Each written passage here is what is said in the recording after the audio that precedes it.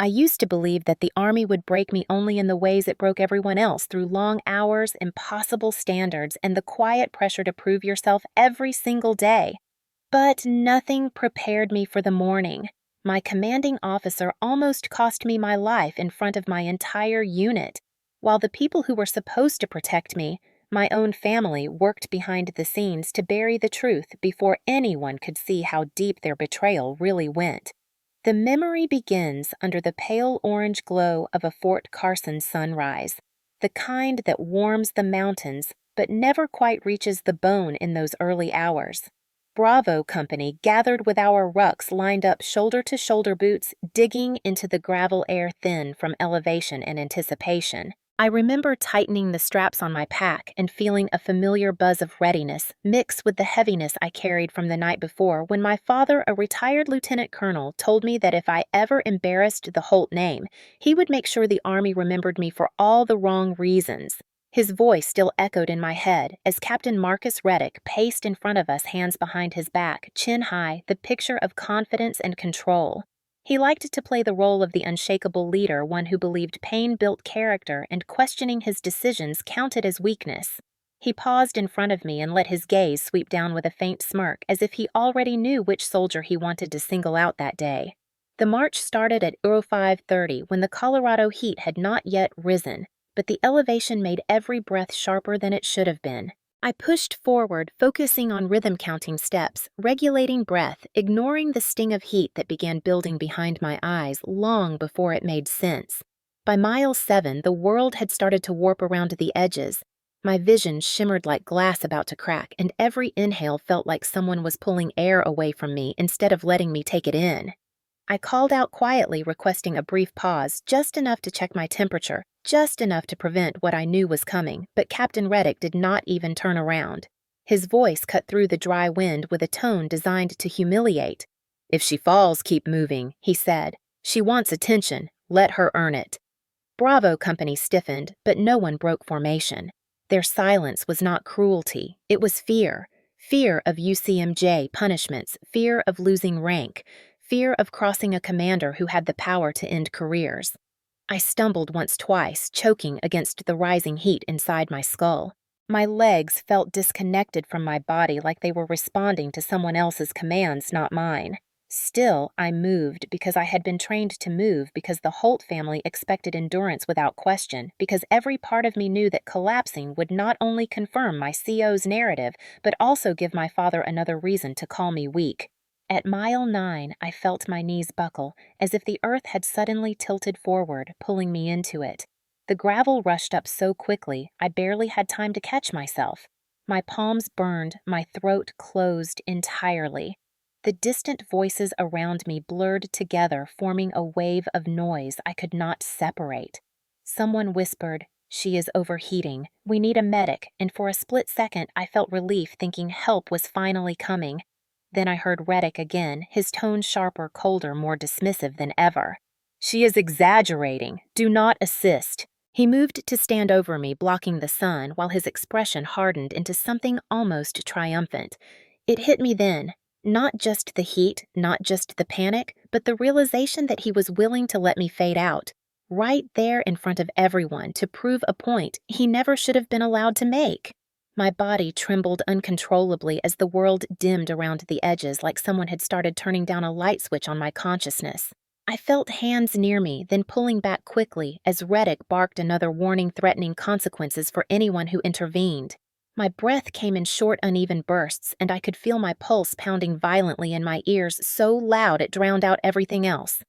This is it, Avery, I thought. This is how it happens.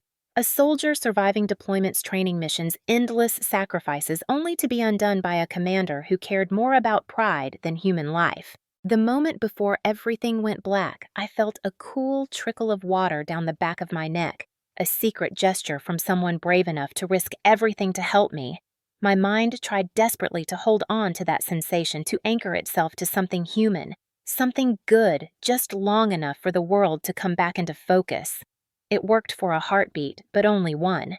The last clear thing I registered was the sound of Captain Reddick snapping at the medic who had finally broken through the circle of soldiers to reach me, yelling that I had brought this on myself, that he did not want the incident documented, that Bravo Company would not tolerate weakness or theatrics. I remember wishing I could tell him that weakness had nothing to do with what was happening to me, and everything to do with the man standing above me making decisions that no leader should ever make. I slipped under all at once, not gently, but like a trapdoor opening beneath me, and I surrendered to the darkness, knowing that whether I survived or not, my family would take his side. They always did.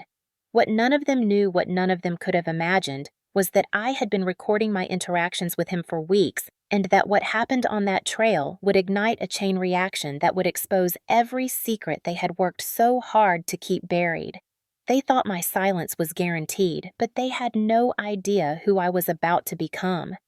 I was born and raised in Colorado Springs, a city where the mountains stand tall and military pride runs even deeper, and for as long as I can remember, my family expected me to carry the Holt legacy like a duty carved into my bones.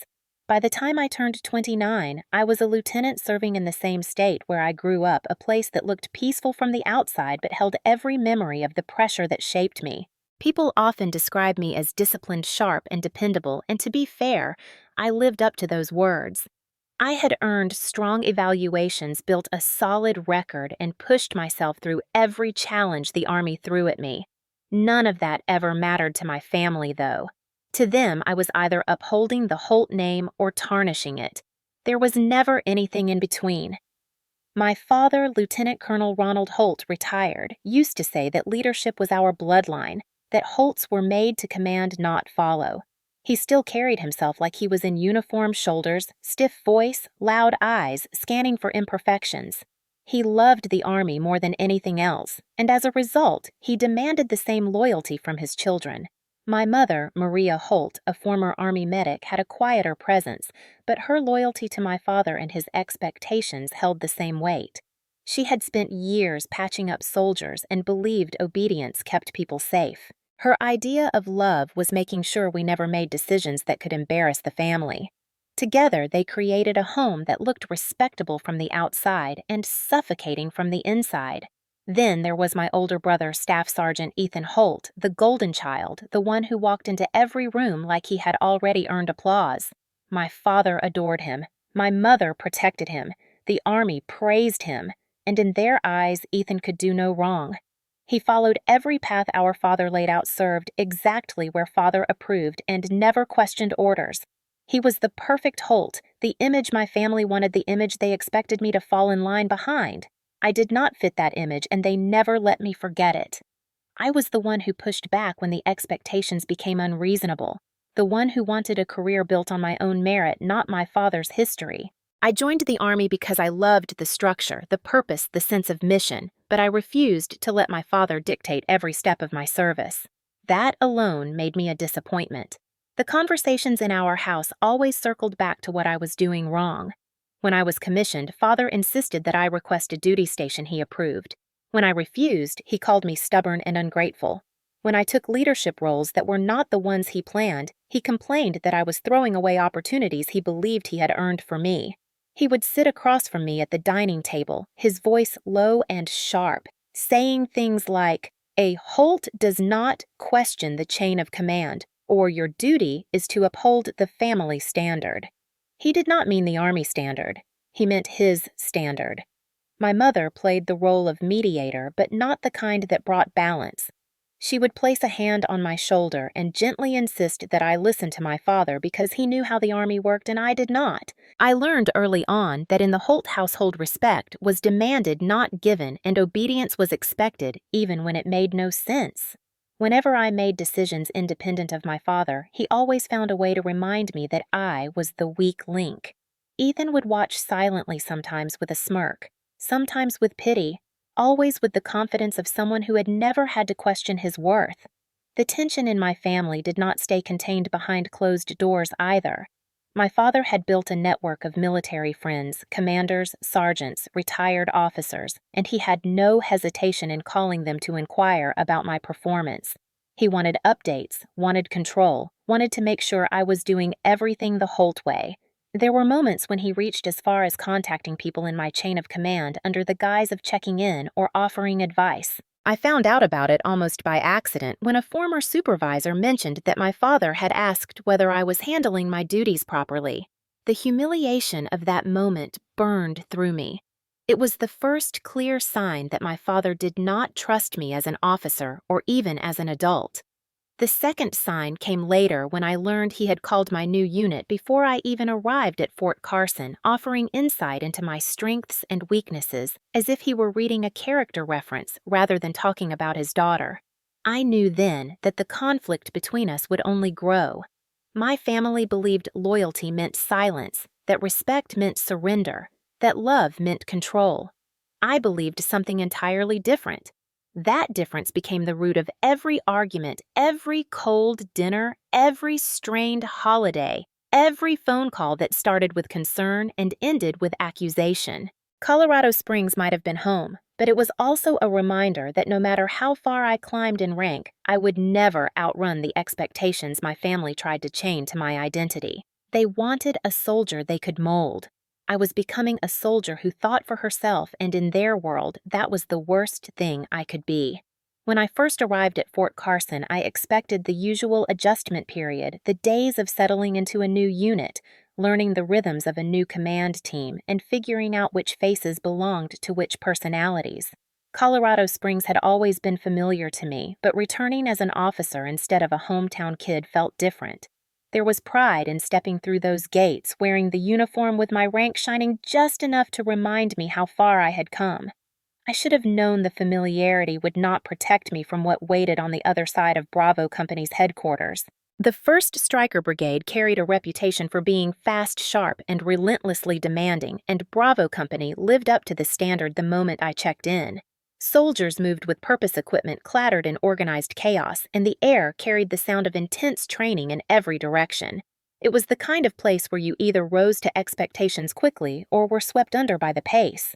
I was ready to rise. At least I thought I was until I met Captain Marcus Reddick. He greeted me with a firm handshake and a glance that lasted a fraction longer than necessary, the kind of look that evaluates measures and dismisses all in one breath. His posture was perfect, shoulders squared, chin high, eyes expressionless. He had the presence of someone convinced he belonged at the center of every room he stood in. When he spoke, his tone was crisp and clipped, as if efficiency mattered more than humanity. "Lieutenant Holt reporting in," he repeated after me, then added without smiling, "I hope you can keep up." At first, I chalked it up to standard pressure officers put on newcomers. The Army is full of hard personalities, and a tough CO was not something new to me. But the first morning briefing made everything clear. When I entered the conference room, the murmurs died down slightly as eyes shifted in my direction. Reddick leaned back in his chair, arms crossed, studying me like a problem he already intended to solve. "Bravo Company runs tight," he said coldly before I could take a seat. "We do not have room for slow learning curves." I forced a professional nod, acknowledging the statement, but he was not speaking to me as much as he was speaking through me to the room.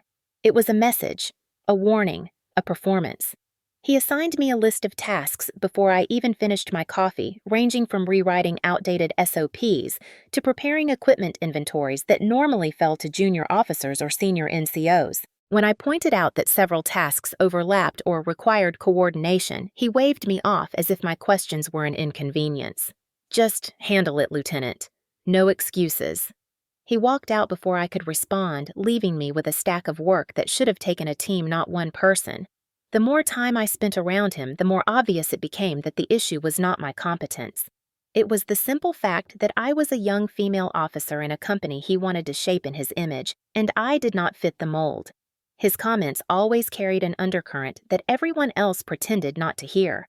When a soldier hesitated during a drill, he said, "Looks like Lieutenant Holt's softness is rubbing off on the platoon." When I recommended adjustments to a safety procedure, he smirked and said the Army does not run on your feelings. Once during a PT session, he spoke loudly enough for the entire formation to hear. "You are too soft for Army life, Lieutenant. Try not to prove me right." I felt the eyes of the soldiers on me waiting to see whether I broke or rose above it. I chose to rise every time, but each comment chipped away at something inside me. It was not the workload or the pressure that bothered me. I could handle both. It was the intent behind his actions, the deliberate effort to undermine my credibility before I even had the chance to lead. What made it worse was how my father responded when I mentioned the tension. Instead of concern, he almost sounded pleased. "Sounds like he is teaching you discipline," he said. "A good CO will challenge you. Do not complain if you want to grow." He said it like he saw Reddick as another version of himself, someone who would shape me into the Holt soldier he always wanted me to be. There was no space in his mind for the possibility that the problem was not my weakness, but someone else's ego. My mother encouraged me to be patient. Ethan smirked at my frustrations like they confirmed his long-standing belief that I was not built like he was. I learned quickly that I would not find support at home, and I certainly would not find any in Captain Reddick's office. The first signs of trouble had already begun to surface. They started small, a comment here, a dismissed suggestion there, but it was enough to signal something dangerous brewing beneath the surface. What I did not know then was just how far Reddick was willing to go to make his point, or how my own family would help him more willingly than any stranger ever could. By the time July settled over Colorado, the heat had taken on a sharpness that felt almost personal. Colorado Springs is known for its dry summers, but that year, the sun seemed determined to press its weight onto every inch of Fort Carson. Training fields shimmered with rising waves of heat by mid-morning, and even the experienced soldiers joked that the ground felt hot enough to melt boot soles. It was during those weeks that the tension between me and Captain Reddick shifted from irritation to something darker and far more dangerous. His expectations grew harsher as the temperature climbed, and it became clear he was determined to push Bravo Company through a schedule that ignored every standard and every safety consideration. He began assigning me to lead most of the morning drills, even those typically run by senior NCOs. At first, I did it willingly, believing he was trying to test me or give me opportunities to step up. But the patterns soon became impossible to ignore. He always assigned me the most grueling tasks, the ones that kept soldiers out under the sun for long, unforgiving hours. If I suggested adjusting the pace or rotating personnel, he dismissed the idea without looking at me. If I mentioned heat protocols, he acted as though I was trying to undermine him. One morning, the temperature hit 95 degrees by OU 900. The sky was cloudless, and the air felt thin as if it refused to give anything back. We were running a multi-hour endurance circuit with heavy gear when I noticed several soldiers beginning to sway on their feet. Their breathing grew shallow and their eyes lost focus. I stepped toward Reddick while he observed from the shade of a parked vehicle and said, "Sir, we need a hydration break." He barely glanced at me. "No, we do not. Continue the training schedule. Sir, protocol requires hydration every 20 minutes in this heat. If we do not slow down, someone could get hurt." He turned fully toward me then, with a look that warned me before he even opened his mouth. "Do you intend to question me in front of the unit, Lieutenant?" His voice carried across the field sharp enough for soldiers to hear. I tried to keep my expression neutral, but the humiliation burned hot under my skin. "Sir, I am advising based on the safety regs." "Then consider this your first warning," he said. "I do not tolerate insubordination. Get them moving." I watched the soldiers hesitate, waiting for my signal conflicted between safety and command. I steadied my voice and ordered them to continue because at that moment, the Army rule of chain of command left me with no other choice. The resentment in the air was palpable, but it was aimed at the wrong person. A few hours later, after the drill ended, several soldiers approached me discreetly. They told me they appreciated that I tried to slow things down, that they knew I was only thinking about their safety, but that they were afraid to speak up. They had seen how Reddick reacted to perceived defiance. Their fear was justified. By mid-July, he was pushing the company through back-to-back training blocks, including extended ruck marches and high-intensity runs during peak heat. One afternoon, he called me into his office and tossed a stack of planning documents onto the desk. "These drills are too soft," he said. "I want harder routes, longer distances, and faster times. Sir, the heat index is increasing through the week.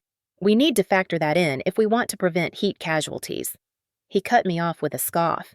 "A strong unit adapts. If you cannot handle it, maybe you should consider a different career path." It was not advice. It was a warning wrapped in contempt. When I brought the issue up to my father hoping for guidance, he reacted exactly as I should have expected. "Your CO knows better than you," he said. "Listen to him. He is building resilience. Stop doubting your leadership." He made it sound simple, as if excessive heat training was nothing more than a test of willpower.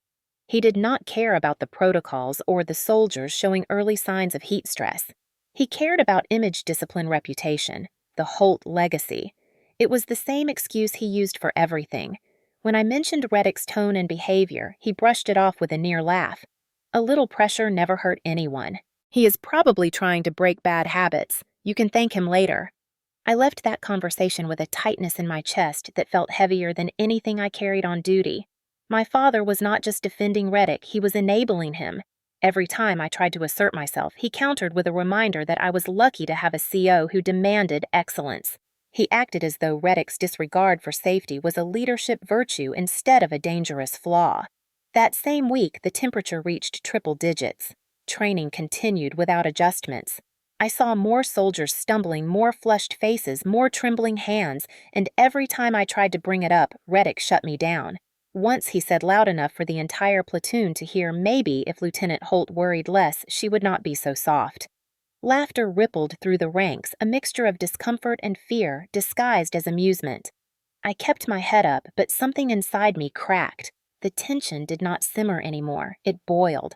The warning signs were everywhere. Reddick was pushing for something, proving a point, fighting a private battle I did not yet understand, and without knowing it, my father was helping him. By the end of July, the air felt pointed, the heat punishing, and every step I took on those training fields felt like I was walking towards something inevitable, something that had been waiting in the wings since the moment I arrived. I did not know how close it was or how devastating it would be, but I felt the truth like a weight settling deep in my chest.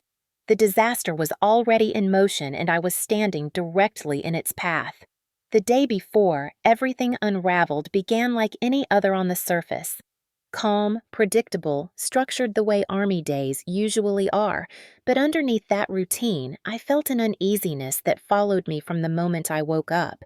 It was July, and the heat had reached its most unforgiving point. Colorado Springs mornings were usually crisp, but that week the air stayed warm even at dawn, a sign of what was coming. Bravo Company gathered outside the operations building for the daily briefing, and Captain Reddick stood at the front holding a clipboard with the kind of satisfaction that made my stomach tighten. "Tomorrow we are conducting a 12-mile ruck march," he announced, and his tone left no room for questions. "Full gear, no exceptions. We start at 05:30. A few soldiers exchanged glances. 12 miles under normal conditions were demanding, but with the forecast predicting 97 degrees by midday, it was more than grueling, it was dangerous. I shifted my weight reading through the training schedule and felt a familiar worry stirring in my chest. I had dealt with heat exhaustion once early in my career, and ever since I monitored heat conditions carefully. With this forecast, I would have been irresponsible to ignore it. After the briefing, I approached Reddick with a professional calm. "Sir, I need to report something before the march." He raised an eyebrow. "I have a documented history of heat exhaustion. With the temperature expected tomorrow, we should implement staggered breaks and hydration checks. It is standard protocol." He tapped the clipboard once, then stared at me for a long moment. "Lieutenant, I do not care about your history. The Army does not pause for your comfort. This march will proceed as planned." His dismissal was immediate and absolute. "Sir, it is not just about me," I began, but he cut me off sharply. "You are either fit to lead or you are not. I am not adjusting training for someone who is soft. Return to your duties." His words struck deeper than they should have, not because they questioned my capability, but because they mirrored a familiar voice. My father. I tried to push the thought away as I walked back toward the company area, but the pressure sat heavy behind my ribs. The rest of the day unfolded in a slow churn of red flags. During equipment prep, Specialist Devin Carter walked beside me, lowering his voice as he checked straps on a ruck. "You know he is targeting you, right?" I kept my eyes on the gear. "Targeting how?" Carter glanced toward where Reddick was talking to a squad leader. "He has been pushing you harder than anyone. The marches, the drills, the calls. It is not training. It is a setup. He wants to make an example out of you."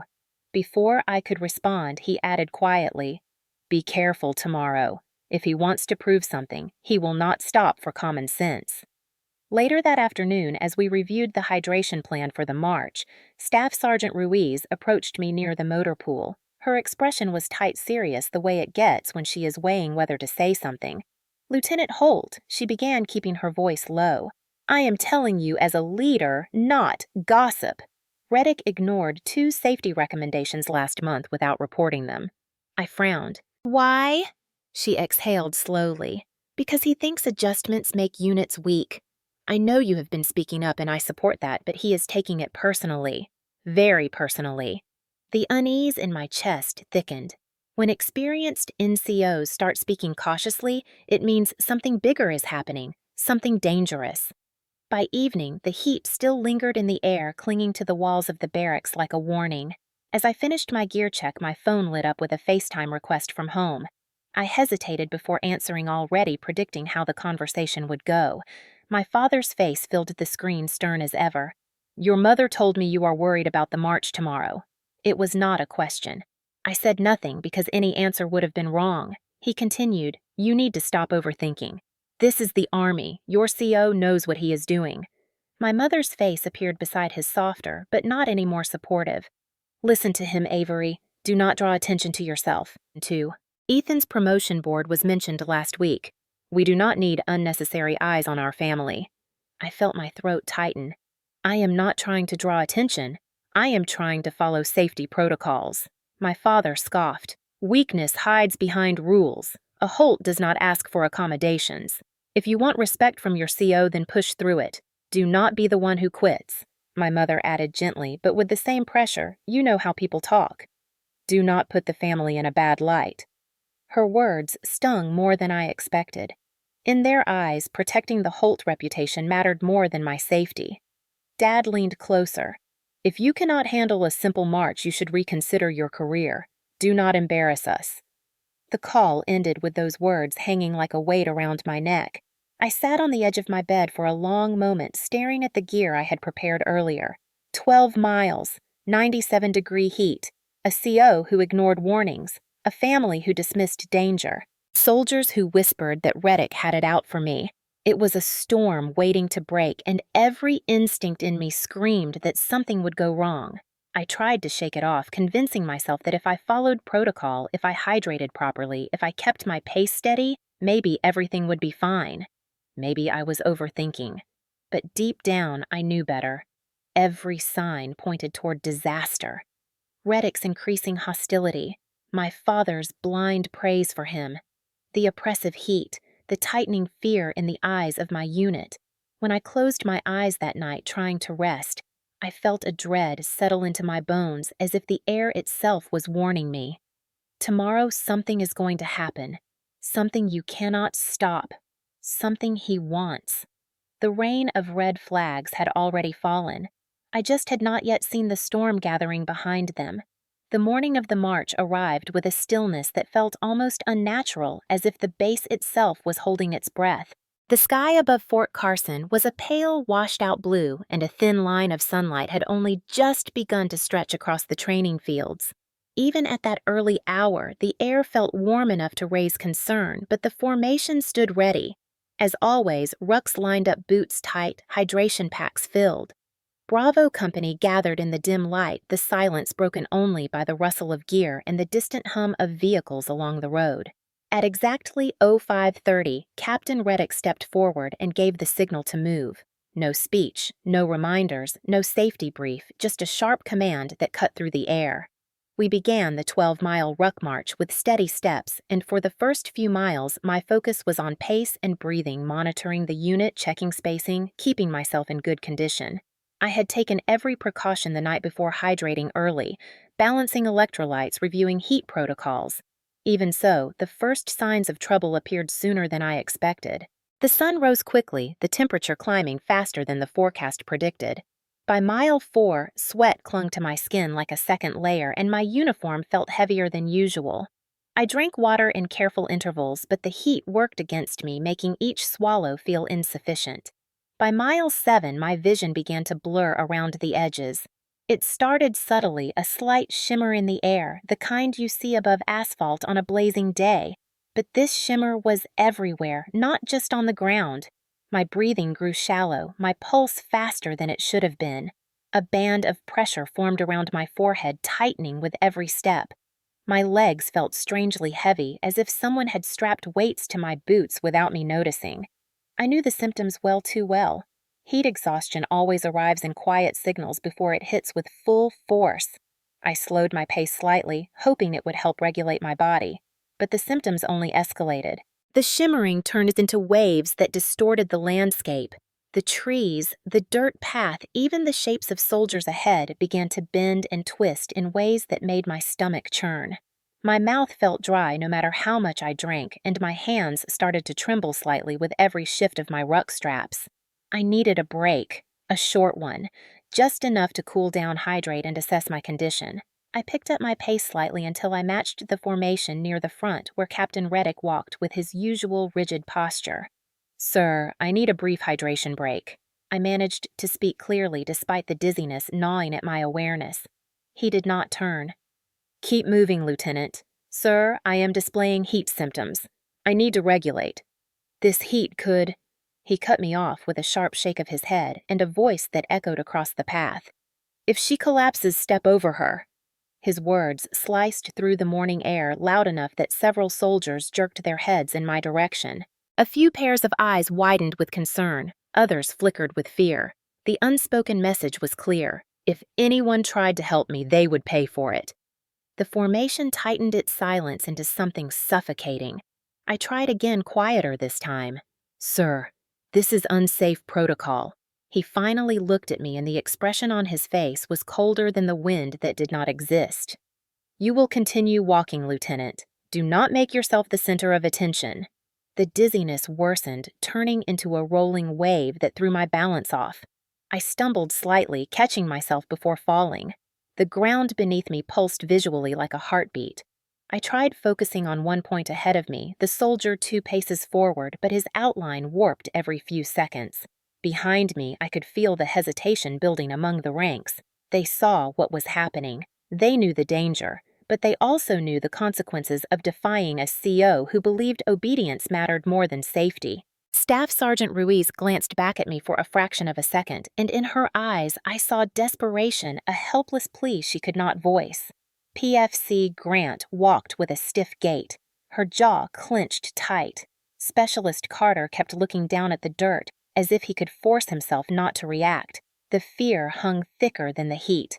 My body started to shake, exhaustion settling into my muscles with a heaviness I could not push past. Sweat poured down my temples and soaked the collar of my uniform. Every step felt like lifting cement blocks. My heartbeat thundered in my ears, drowning out the rhythm of boots around me. I tried one last time to call out. "Sir, I am overheating. I need enough." His voice cracked through my sentence like a whip. "Focus on the march, or fall behind." The world narrowed suddenly, the air thickening, turning into something I could not breathe.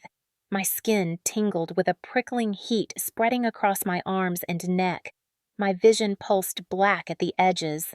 The road beneath my boots tilted slightly to the left, then right. Someone behind me whispered, "She is not okay." Another muttered, "We have to do something." But no one stepped out of formation.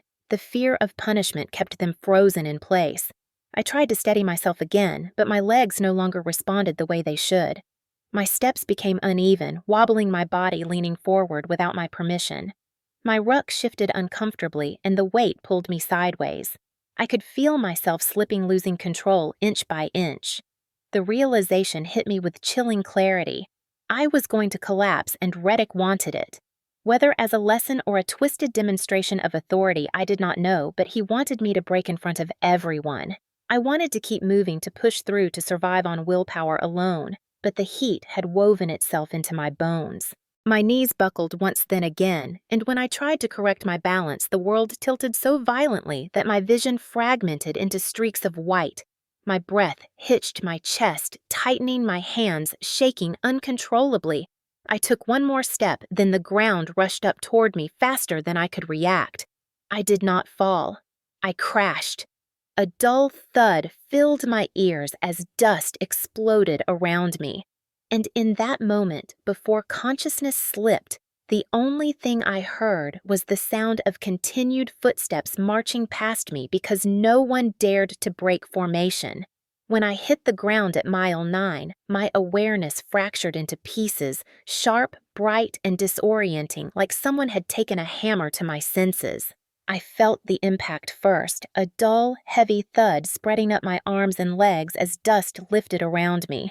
My ruck twisted across my back, pinning one shoulder awkwardly, while my cheek pressed against the hot earth. I tried to push myself up, but my arm shook violently, giving out before I could lift even an inch. The world above me tilted and shook like heat waves, bending the air into distorted shapes. Voices echoed in the distance, muffled and frantic, but none of them close enough to help. Within seconds, Bravo Company began forming a perimeter around me, exactly how they were trained to do when something went wrong with a soldier on a march. But the way they formed that circle told me everything. They were not moving in to assist. They were moving because Captain Reddick barked at them to hold formation. Several boots shuffled uncertainly around me, creating a ring of shadows that flickered in my blurry vision. Someone whispered, "She is down." Someone else said, "What do we do?" Before any of them could step inside the circle, Reddick's voice cut through the confusion loud and sharp. "She is faking it. Hold your positions." The words slammed into me harder than the fall. Faking it. My pulse throbbed painfully in my neck and temples, a deep, rhythmic pounding that made the surrounding noise blur. Sweat pooled down the side of my face, soaking into the dirt. I tried to move again, but my muscles seized with a trembling I could not control. The heat had crawled inside me, burrowing deeper with every second. My vision pulsed in and out, black then too bright, then black again. The unmistakable ringing in my ears signaled a dangerous drop in my body's ability to regulate itself. I heard the medic calling from behind the formation. "Sir, she is showing signs of heat distress. I need to check her." "Get back in formation," Reddick snapped. "She is exaggerating. Let her rest a moment. She will get up." My chest tightened with a panic I could not voice. I felt my fingers curl involuntarily, digging into the dirt. My legs twitched, small, uncontrollable spasms at first, then stronger jerks I could not suppress. The telltale sign of heat stroke creeping in. Somewhere in the blur, I saw movement near the back of the formation, one of the younger soldiers lowering his phone, subtly angling it toward the scene. The risk he took in that moment was enormous. Recording a superior officer was a violation that could cost him rank or worse, but he did it anyway, slipping the phone up between the shadow of his body and the sun capturing everything. Another wave of heat pulsed through me, and this time my body reacted with a sharp, involuntary jolt. My arm jerked violently and my legs trembled beneath me. A soldier behind me whispered, "She is seizing." "Sir, we need to call it in." Reddick's boots appeared beside my head. He crouched down just close enough for only the soldiers near him to hear. "She wants attention. That is all." He stood again, turning to the medic. "Do not go near her. That is an order." The medic hesitated, torn between duty and the threat looming in Reddick's tone. "Sir, she could suffer organ damage if we do not act." "Do not make this a bigger issue than it is," Reddick said, low enough that only a few heard, but sharp enough to slice through any lingering doubt. "She is not in danger. She is avoiding finishing the march." Avoiding finishing. My body shook harder, the spasms rolling through me with increasing intensity. Sweat poured from every pore, and I could barely breathe. My lungs felt trapped under a weight I could not lift. Every sound was muffled except for the pounding in my head and the distant ringing that grew louder with each passing second. My tongue felt thick swelling in my mouth. My heartbeat fluttered erratically like a malfunctioning engine. Someone from the perimeter broke protocol just enough to call out, "Lieutenant Holt, can you hear me?" I tried to answer, but the word stuck somewhere between my throat and the back of my mouth. All that escaped was a broken gasp. Reddick spun on the soldier. "Do not address her. Eyes forward. Maintain formation." Fear thickened the air, making it heavy, difficult to breathe. I could sense it in every soldier around me, the way they held their bodies rigid, their hands tense at their sides, the way they shifted their feet as if ready to move, but too afraid to do so. The company had become a wall designed not to protect me, but to trap me. My muscles convulsed again, this time more violently. A sharp bolt of pain shot down my spine, and the edges of my vision started collapsing inward. The air tasted metallic and dry. My body felt like it was burning from the inside out. The medic tried again, voice strained with urgency. "Sir, she is progressing into heat stroke. We need to initiate cooling and transport immediately." "Enough!" Reddick's tone was ice cold. "You will do nothing until I say otherwise." The formation stiffened with shock. This was no longer poor leadership. This was deliberate danger. Another soldier near the back whispered, "This is wrong. We cannot just stand here." But fear silenced him again. The spasms worsened, my limbs twitching uncontrollably. My body was shutting down while the man responsible for my safety stood over me, refusing to acknowledge the severity. I felt consciousness slipping, the edges of the world turning into shadows. Every part of me screamed for intervention, for movement, for someone to break the invisible chains that held them in place. Then a quiet voice from somewhere in the formation said, "Keep recording." My final coherent thought before the darkness overtook me was simple, brutal, and true. He is going to let me die. Darkness does not arrive all at once. It creeps in slowly, slipping between the cracks of awareness until the world becomes nothing more than fragments of sound and flashes of distorted shapes. That was where I hovered, caught between consciousness and collapse, when something cold touched the back of my neck. At first, I thought it was another wave of dizziness, a trick of my failing senses. But then, the cold deepened, spreading down my spine, cutting through the burning heat that had swallowed my body. A soft voice whispered just above me, "Stay with me, Lieutenant." It was PFC Amelia Grant. Young, quiet, always afraid of breaking rules.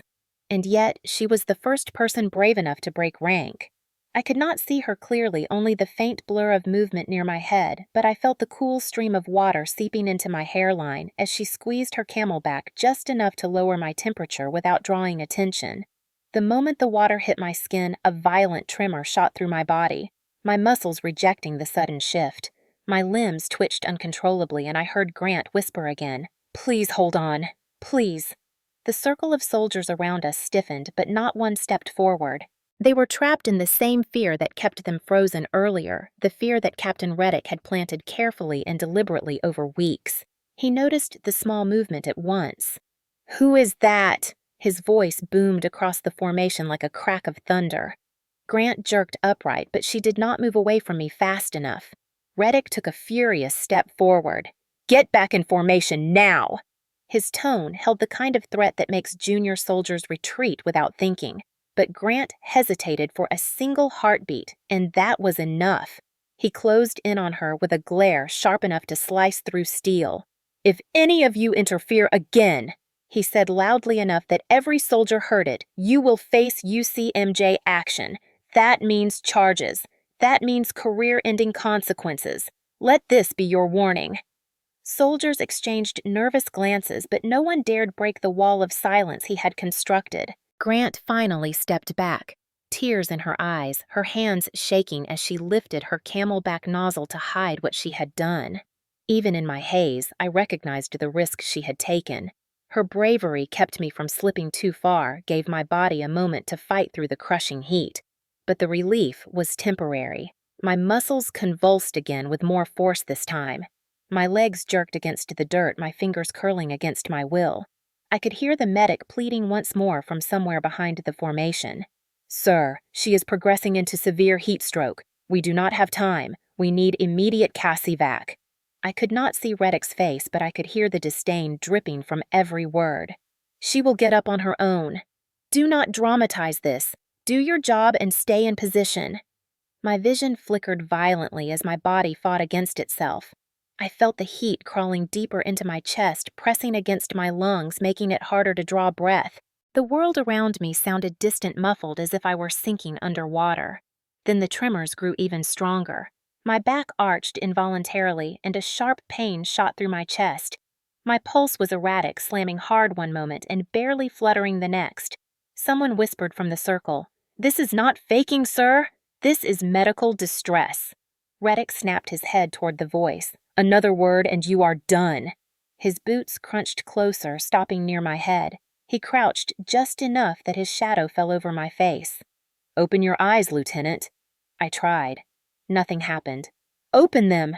His voice grew sharper, angrier, as if my inability to respond was a personal insult. When I didn't move, he spat out a quiet, furious remark. "Pathetic." Another tremor seized my body and the formation wavered in shock. Someone murmured, "She needs help. She is not breathing normally." The medic made one final attempt. "Sir, with all due respect, I am obligated to intervene in a life-threatening emergency." He took a step towards me. That was the moment something inside the formation finally cracked. A soldier near the back muttered, "She is dying." And then, all at once, someone moved. I did not see who broke rank first. I only felt the rush of shadows closing in around me as multiple soldiers shifted instinctively, trying to help despite the threat looming over them. And for a moment, it seemed Reddick would fight even that. He shouted orders, throat-strained, face red, anger radiating from him like heat. "Get back! All of you! Do not touch her!" But the medic had already dropped to his knees beside me, brushing aside dirt and reaching for my pulse. His face drained of color almost instantly. "Her skin is burning, pulse rapid and fading. She is seizing. Call transport now! Someone radio." Two soldiers fumbled with the comms hands, shaking. Another lifted my ruck off my back, freeing my chest. Someone else cupped water in their hands and let it trickle against my arms, trying to cool me in any way possible. Reddick barked at them again, but no one listened. The chain of command shattered under the weight of reality. The world around me dimmed once more, the sounds turning into echoes. I heard snippets of hurried voices, metal doors, slamming a vehicle engine roaring to life. Hands lifted me, placing me onto a stretcher.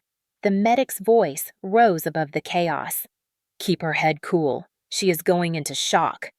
My body rocked as they loaded me into the CASEVAC vehicle. The sudden rush of air against my face felt painful, almost too sharp, but it was the first thing that reminded me I was still alive. Barely. The medic checked my vitals again as the vehicle jolted forward. "Temperature is 105.1. We are losing time." He leaned over me, adjusting an IV line, whispering, "Stay with me, Lieutenant. Stay awake."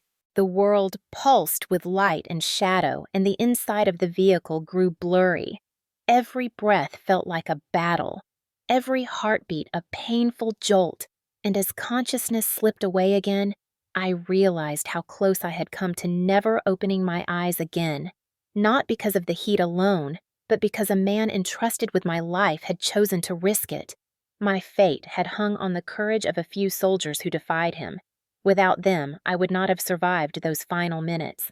And when the darkness finally pulled me under for the second time that day, one thought cut through everything. He tried to bury the truth before anyone saw it, but someone had recorded it. Someone had captured the moment he wanted erased, and that one act of bravery was about to change everything. When consciousness finally returned, it came in fragments like waking up underwater. Light pierced through my eyelids in slow pulses. The steady beep of a monitor anchored me back into my body. A cool rush of air brushed across my face, nothing like the burning dryness on that trail. It took several moments before shapes sharpened before the ceiling of Memorial Hospital in Colorado Springs came into clear view. My throat was raw, my limbs heavy, and every breath carried a faint ache. I felt different, fragile in a way I had never allowed myself to be. A nurse noticed my eyes open and hurried to my bedside. "Lieutenant Holt, you are awake. Stay still for a moment. Your body needs time to adjust." Her voice was calm, but edged with the kind of seriousness that told me things were worse than I realized. She checked my vitals and adjusted one of the IVs, explaining each step, though my mind barely processed it. "Heat stroke," she said quietly. "Severe. You came in with a core temperature of 105.1. You were lucky." My chest tightened at that word. Lucky. The room blurred again, but not from the heat this time, from the weight of what had almost happened. Before I could gather myself, the door opened. My mother entered first, her expression a tight mixture of worry and something I could not yet name. My father followed, shoulders squared, steps sharp, as if he were entering a meeting rather than the room where his daughter had nearly died. Ethan trailed behind them, eyes avoiding mine. My mother rushed to my bedside, placing a hand on my arm. "We were so scared," she said quickly. "You have no idea how worried we were." The concern in her voice almost sounded real, but my father's silence pressed through the room like a storm cloud waiting to burst. He did not move closer. He just stared at me as if assessing damage, inspecting failure. When he finally spoke, his voice cut through the quiet like a blade. "Khan, lam nyuk jadin. You embarrassed us." I blinked, confusion mixing with disbelief. "I almost died." His jaw clenched. "And your CO told me exactly why. He said you were not prepared, that you ignored instructions, that you made a scene." My stomach twisted. "That is not what happened. I was showing symptoms. He refused." My father's hand sliced through the air, demanding silence. "Enough. Captain Reddick is a respected leader. If he said you exaggerated, then you exaggerated." His certainty stunned me. Even here in a hospital bed with IV lines and a diagnosis of severe heat stroke, he still took another officer's word over mine without hesitation. My mother gently squeezed my wrist as if trying to soften the blow. "Avery, listen. We talked to your CO before coming here. He said the situation was manageable, that you panicked under pressure." My voice cracked. I did not panic. I was collapsing. "They ignored the symptoms." She lowered her gaze. "If you report this, your brother's future could be damaged." The words hit harder than the heat ever had. I looked between them, my pulse quickening. What does Ethan have to do with this? My father finally stepped closer, his presence overwhelming. "The Army watches patterns. Our family name carries weight. If you file a complaint, it reflects on all of us, especially your brother." Ethan shifted uncomfortably but did not deny it. Of course he did not. He never denied anything that kept him shining in my father's eyes. I swallowed thickly, forcing my voice steady. "So you want me to stay silent? For him. For the family." My mother nodded slowly. "If you escalate this, it will create noise. Bad noise."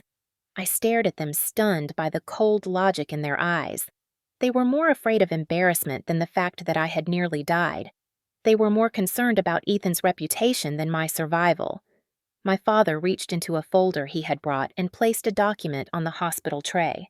"This is a non-escalation statement. Signing it confirms that the incident was a training complication, nothing more. It prevents unnecessary investigation. It protects the family." I felt my breath hitch. "You want me to lie?" He leaned in closer, his voice low and dangerous. "I want you to fix what you broke. You humiliated the Holt name by collapsing during a basic march. Now you will do what is right." Every muscle in my body tightened. I was exhausted, weak, still reeling from the trauma, but something inside me burned hotter than the heat stroke had. I pushed the paper back toward him. "No, I am not signing that." For a split second there was silence, complete and absolute. Then the anger erupted. My father's face contorted, years of disappointment and control and pressure, boiling over into a rage he had never shown so openly. His hand slammed against the edge of the hospital bed, making the metal frame rattle. "You listen to me." He leaned so close I could feel the heat of his breath on my cheek. "You are nothing without this family. Nothing without our name." My mother tried to touch his arm, but he shrugged her off. "You think you can fight the system.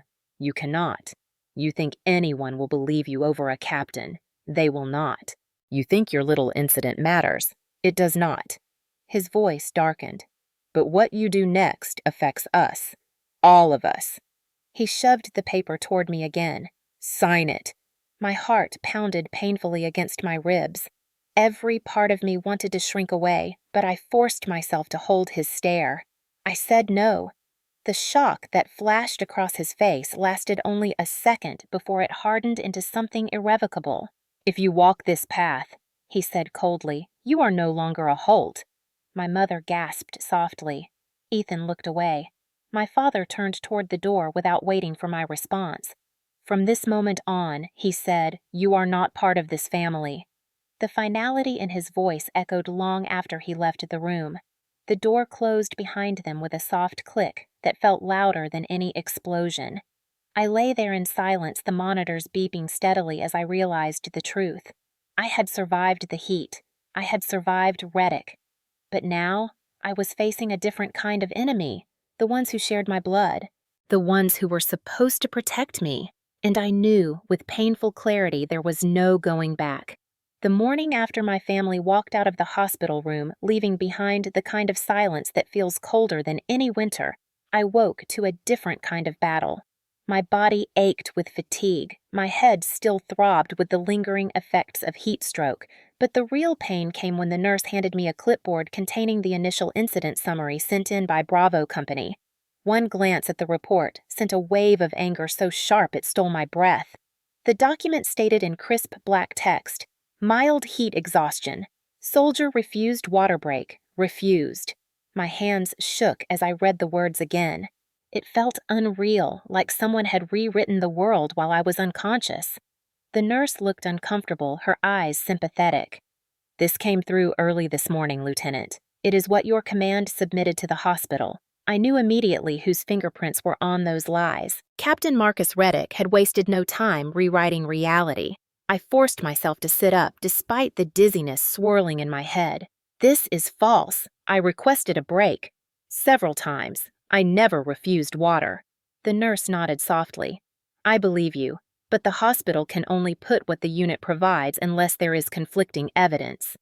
Everything in me tightened with dread. Conflicting evidence. That was the problem. Evidence could disappear. Evidence could be hidden. And evidence, especially in the Army, could be erased faster than anyone wanted to believe. By midday, an officer from my company arrived to check on me. Not Reddick, not the first sergeant. It was the XO, Captain Devereaux, a man known for his quiet professionalism and unshakable calm. But when he stepped into my room, his calm was gone. He closed the door behind him and kept his voice low. Lieutenant Holt, you need to listen very carefully. I straightened, ignoring the soreness in my chest. Sir. He looked toward the door again, as if making sure no one was listening. Your CO is altering the record. My pulse quickened. I know. I saw the report.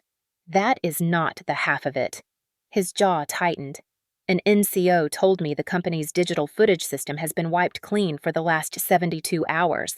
Every camera, every training feed, every body cam synced to the system. My stomach dropped. That included the footage from the march. The only official record. Gone. I felt the room sway for a moment before I steadied myself.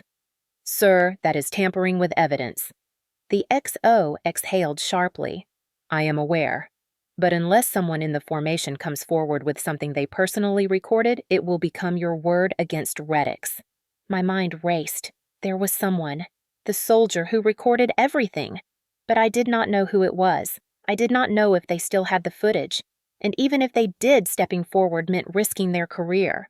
The XO lowered his voice even more. Holt Reddick is not just covering himself. He is building a paper trail against you.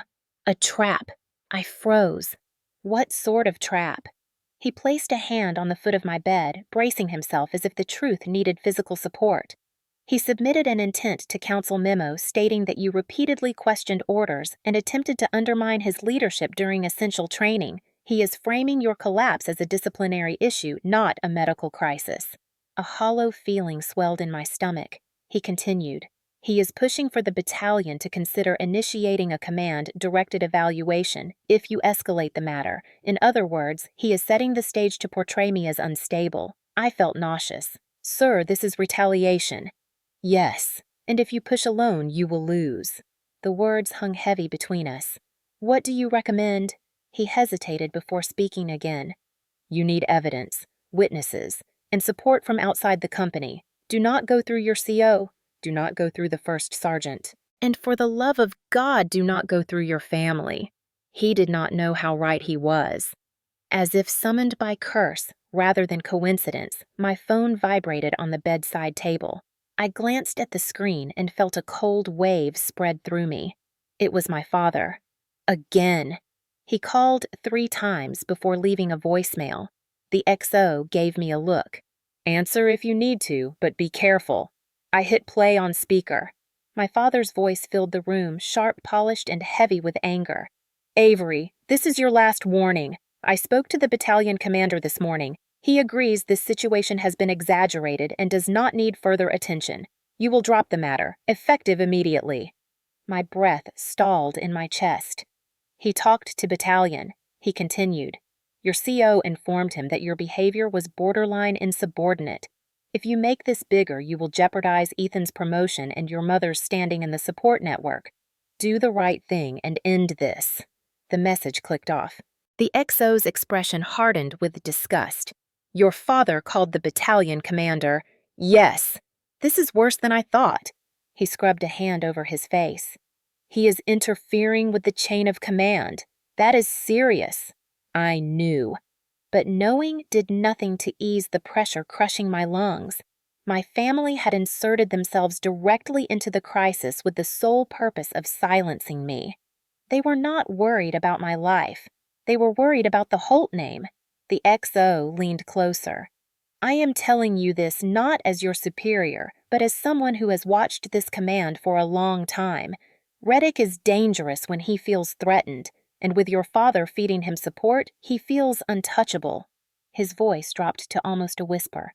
Be careful, Holt. He is setting you up. He left as quietly as he arrived, leaving me alone with the weight of betrayal on every front. My CO rewriting the truth, the company destroying footage, my father lobbying the battalion commander, my family demanding silence, all of them closing ranks around a lie, and me trapped beneath it unless I could find a way out. But somewhere in that formation, someone still had the recording. Someone had seen the truth. Someone dared to capture it, and that one sliver of hope was enough to keep me from breaking. Because if there was evidence, I could fight, and if I could fight, I could win, even if I had to do it alone. Lying in that hospital bed, I understood something with a clarity sharper than any pain I had felt on the trail. No one was coming to save me. Not my command team, not my unit, not my family. The only person who could pull me out of the trap closing around me was me. And if Reddick wanted a quiet cover-up, if my family wanted me to disappear into silence, then the most dangerous thing I could do was refuse to vanish. I would fight back, but I would do it quietly, methodically, and with the same discipline the Army had taught me. My first step was simple. Document everything. As soon as the nurse stepped out of the room, I pulled my phone to my chest and began taking photos. My hands trembled, but not from weakness, from resolve. I took pictures of my sunburn, the angry red streaks along my arms and neck, visible proof that I had not been mildly overheated the way Reddick claimed. I photographed the IV bags, the cooling blankets, the vitals monitor. The nurse had written my admission temperature on the whiteboard. I leaned forward, despite the ache in my ribs, and snapped photos of it too. 105.1 degrees. No amount of manipulation could erase that number. Then I asked the nurse if she could print a copy of my temperature logs from the first hour of my arrival. She hesitated, then nodded. When she handed me the stack of paper, she said quietly, "You should keep these somewhere safe." Her eyes told me she understood more than she could legally say. Next, I checked my phone for messages. Dozens of missed calls from my father and mother. 2 from Ethan. I opened the last message my father sent. His words hit like ice water. "If you drag this out and hurt your brother's career, I will make sure you get discharged before the year is over." The rage that surged in my chest almost overshadowed the pain. I took screenshots of every threat. The messages formed a pattern, a motive, a timeline of pressure. They proved not only that my family was trying to silence me, but that they were willing to threaten my livelihood to do it. Then, I opened the group chat with Bravo Company soldiers, unsure what I would find. At first, it was quiet. A few neutral messages, a few check-ins, nothing incriminating. But then the private messages started trickling in. A specialist who had been too afraid to speak in formation wrote, "I saw everything." "I am sorry, ma'am. A sergeant sent. You told him you needed a break. I heard it. He ignored you." And then, the message that made my breath catch. From an unknown number, I have the video. Tell me when to send it. My heart slammed once painfully against my ribs. Someone still had it. Someone had risked their phone, their career, their standing just to hold on to the truth. I did not reply right away. Whoever they were, they needed protection. I needed to think. I saved the number under a generic contact name and locked the thread with a password. Next, I turned to the Army-issued green notebook I kept in my ruck.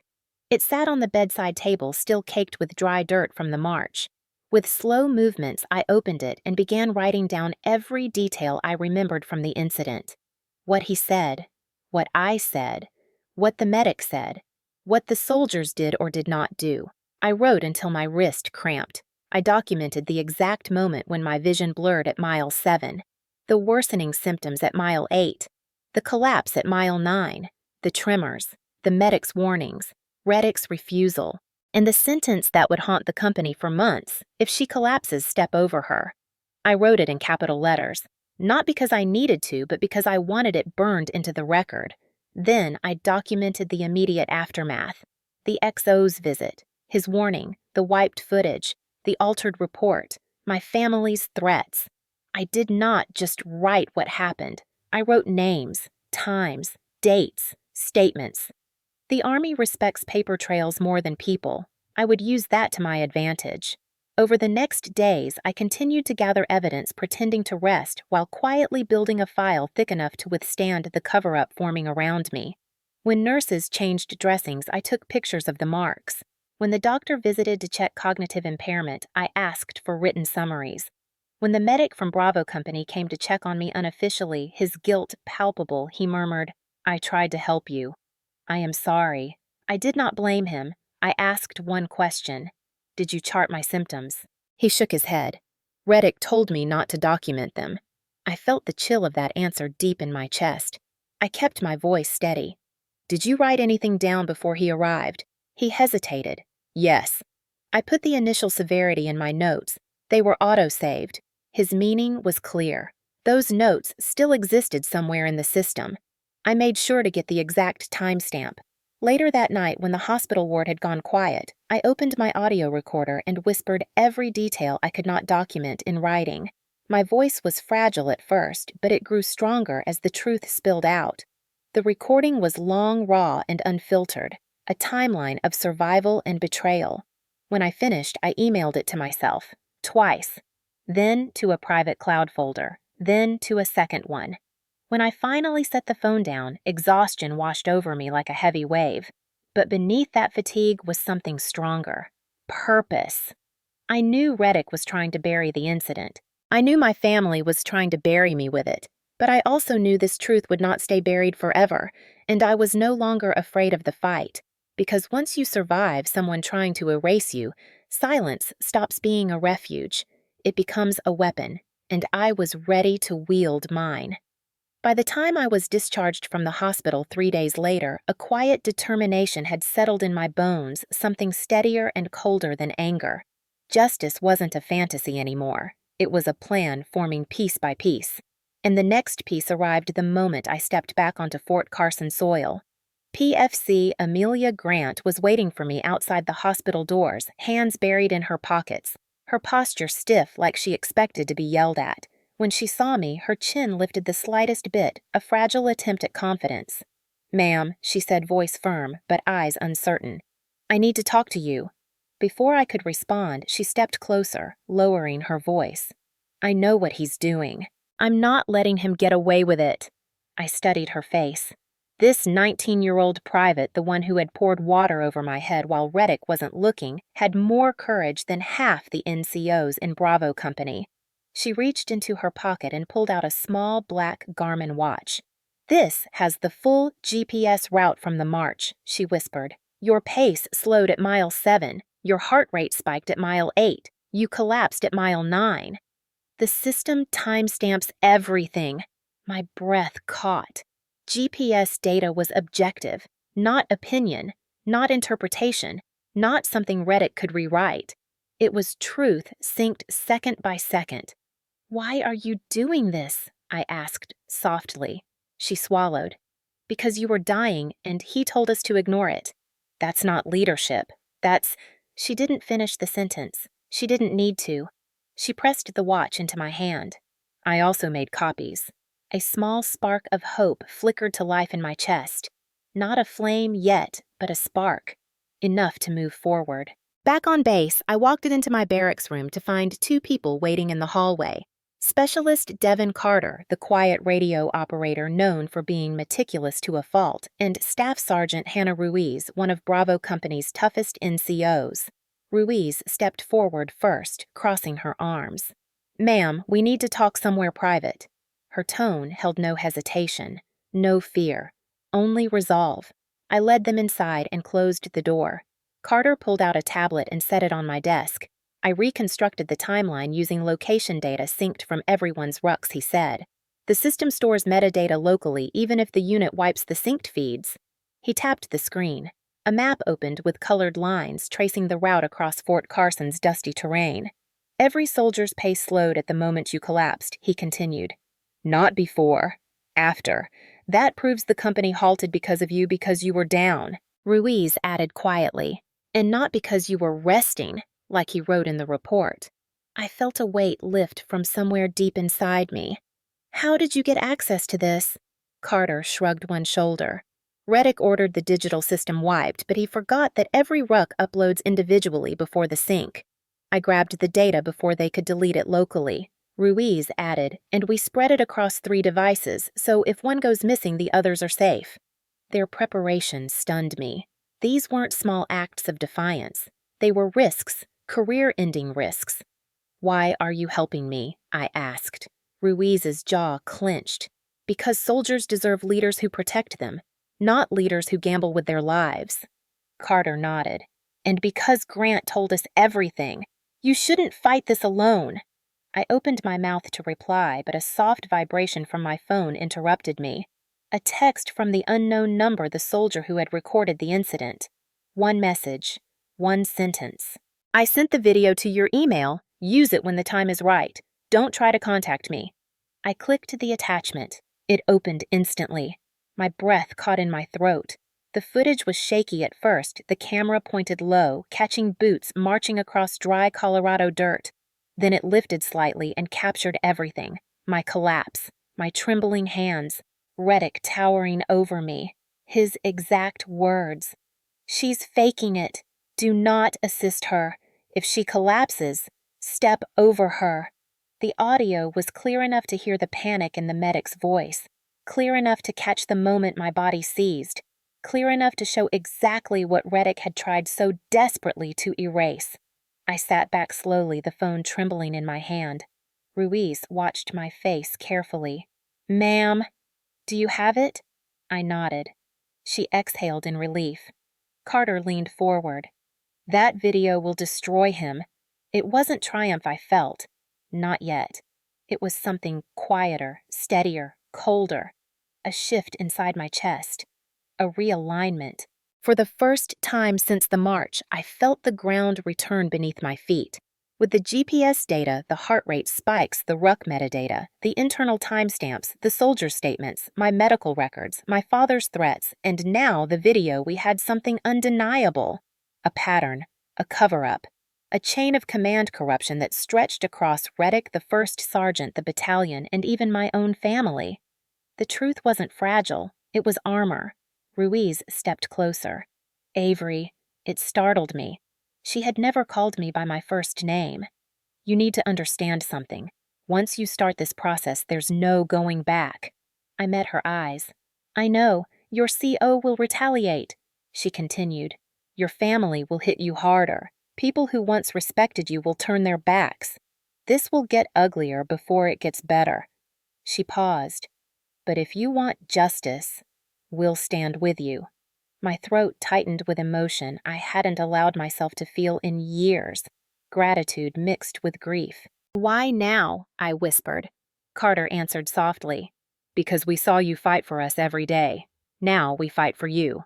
I looked at the 3 soldiers in my room. Grant, Carter, Ruiz.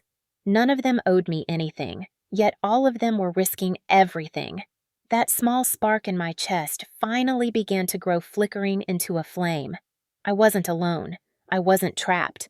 I wasn't powerless. This wasn't the end of my story. It was the beginning. For the first time since Mile 9, I believed justice was possible.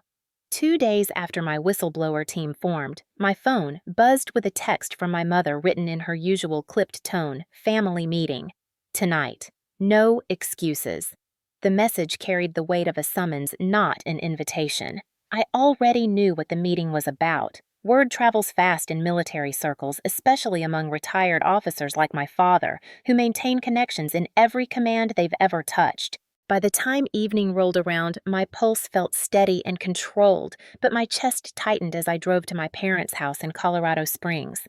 Their home sat on a quiet cul-de-sac lined with neatly trimmed pines and American flags, every house identical, every life curated to look perfect.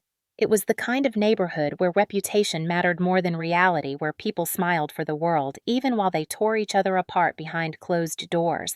As soon as I stepped inside, I felt the shift in the air.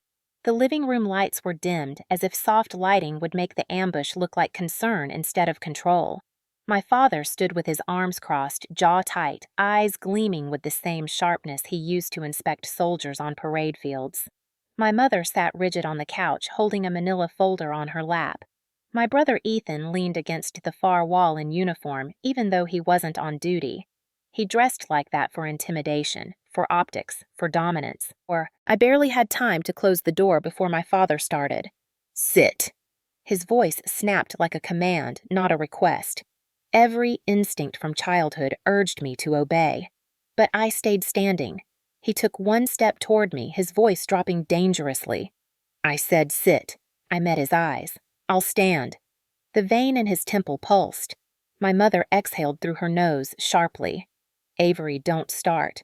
I kept my voice even. "What is this meeting about?" My father scoffed. "You know exactly what it's about. Your little stunt." I didn't move. Reporting a near-fatal heat casualty isn't a stunt. His jaw snapped shut and then reopened with a fury he barely contained. "You are doing this to embarrass me." The sentence hung between us, heavy and absurd. "To embarrass you," I repeated. He stepped forward, closing the space between us in 2 strides. The moment he raised his hand, time slowed. I knew the pattern: the clenched jaw, the tightening shoulders, the spark of rage that always preceded the blow. I had seen it as a child more times than I wanted to remember, but I didn't move. His hand cracked across my cheek so suddenly that my head turned with the impact. The room spun for a second, a sharp ringing filling my ears. My mother gasped softly, not out of shock, but annoyance. Ethan didn't react at all. My father lowered his hand slowly. His voice was cold and steady. "You're doing this to spite me, to prove something." I steadied myself and faced him again. "I'm doing this because my CO almost killed me." He waved his hand dismissively. "You survived. Stop exaggerating. Your generation always turns a scrape into a tragedy." My cheek throbbed where his hand had landed, but the pain only strengthened my resolve. My mother pressed the manila folder against her knees, avoiding my gaze. "Avery, sit down so we can talk rationally." I didn't move. "What's in the folder?" She hesitated. "Your hospital papers. Some of them." My stomach tightened. "Some of them." She looked away. "We removed the parts that make this incident look worse than it needs to." Anger surged through me, hot and sharp. "You tampered with my medical records?" Her voice sharpened. "We're trying to protect you. If the Army thinks you're medically unstable, it could affect your future assignments." Ethan stepped forward, arms crossed, voice low and controlled like he was delivering a briefing. "You need to stop this now." Reddick already submitted his statement. "If you keep pushing, I'll make sure the battalion knows you questioned orders during the march." I stared at him. "You would lie to protect him?" He smirked faintly. "To protect the Holt name." "Yes." The room felt suddenly smaller, the walls drawing in around me. My father moved closer, speaking with the certainty of a man who had always believed he could bend reality to his will. "Avery, you will sign a non-escalation agreement tonight. You will tell the battalion you misunderstood the situation and withdraw any intent to report misconduct." This ends here. No, I said simply. My father's face twisted. You're making a mistake. We can fix this quietly. But if you escalate, his voice shifted into threat. You will destroy the family's reputation. Something inside me snapped, not in anger, but in clarity. You're worried about reputation. I almost died, Ethan scoffed. Heat exhaustion doesn't kill people. PFC Grant's trembling hands over my burning skin flashed across my mind. My medic's desperate voice. The seizure. The darkness swallowing me. My admission temperature. 105.1 degrees. My voice sharpened. Heat stroke kills people. It almost killed me. My mother shook her head as if I was a child refusing to listen. Stop being dramatic. Your CO already explained that you refused water. That's a lie. It doesn't matter, she said. What matters is perception. Ethan stepped closer, looming, using his rank and physical presence like a weapon. If you go through with this, I'll testify that what happened was your fault. My pulse thudded once hard. You would lie under oath. I'll say whatever I need to say to make CO's statement look valid, he replied calmly. If you cared about this family, you'd drop it. And there it was. The truth that had been simmering beneath everything. They didn't want justice. They wanted silence. They wanted obedience. They wanted control. But they no longer had it. Slowly, deliberately, I reached into my pocket. My father scowled. What are you doing? I lifted my phone just enough for all three of them to see the red, blinking dot on the screen. Recording, I said quietly. Their faces froze, shock blooming first, then fury. My father lunged toward me, but I stepped back. Take one more step, I warned, and this recording goes straight to JAG and IG tonight. Silence slammed into the room. Heavy, breathless. He stopped moving. My mother's face drained of color. Ethan's jaw clenched. I didn't raise my voice. I didn't cry. I didn't even tremble. I'm done being your scapegoat. I'm done protecting your reputation. I'm done keeping your secrets. My father gritted his teeth. You wouldn't dare expose your own family. I met his eyes. Watch me. That moment, the instant their power cracked, was the moment everything changed. Because now I had more than evidence. I had leverage, and the public exposure to come would break the silence they had spent years building. This was no longer just about Reddick. It was about every person who thought they could bury me. The exposé was coming, and none of them were ready. When I left my parents' house that night, the air outside felt different, sharp and cold, the kind of cold that doesn't numb you but wakes you up completely. My cheeks still burned where my father's hand had landed, but the pain wasn't the story anymore.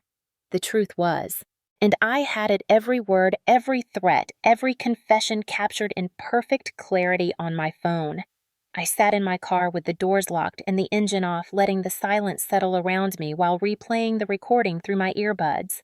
His voice, my mother's voice, Ethan's voice, the arrogance, the entitlement, the cruelty, the certainty that I would bend the way I always had. Instead of breaking me, it fueled something stronger. A clean, steady rage. A precise kind of clarity. They had finally shown me exactly who they were, which meant I finally knew exactly how to defeat them. I started planning immediately. No hesitation.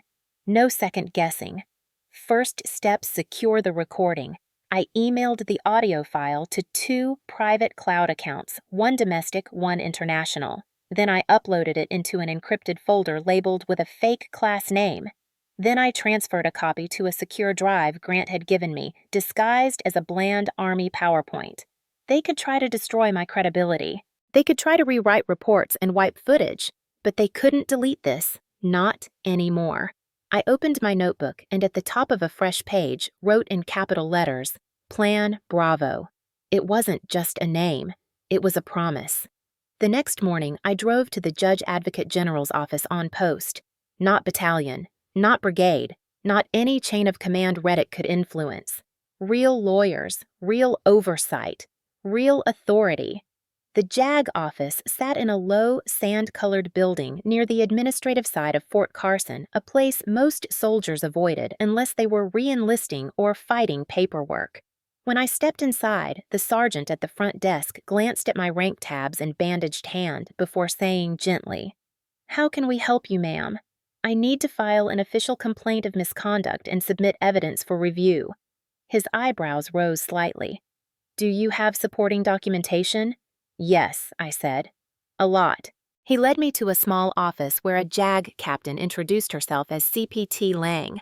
She listened without interrupting as I laid out the facts: the heat casualty, the refusal of medical intervention, the false report, the wiped footage, the retaliation, the threats, the family interference in my chain of command, and then the recording. When it finished playing, she leaned back in her chair, slowly exhaling through her teeth. "Lieutenant Holt," she said, "this is not a small case. This is systemic, and the evidence you have—" She shook her head. "This is significant." I kept my voice even. "I need this documented outside my chain of command. Reddick cannot touch this." "He won't," she said firmly. "We're opening a file today. You will receive a case number before you leave.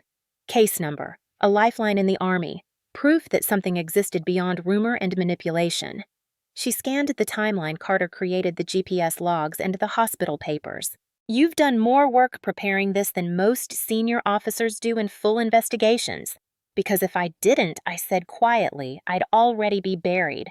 She didn't argue. Instead, she gathered everything, stamping each page with the official red JAG seal, the kind of SEAL command can't erase, no matter how much power they think they have. When I walked out carrying my case number, a strange new feeling settled into my chest. Not relief, not victory, something steadier. Momentum. Next stop, the military inspector general.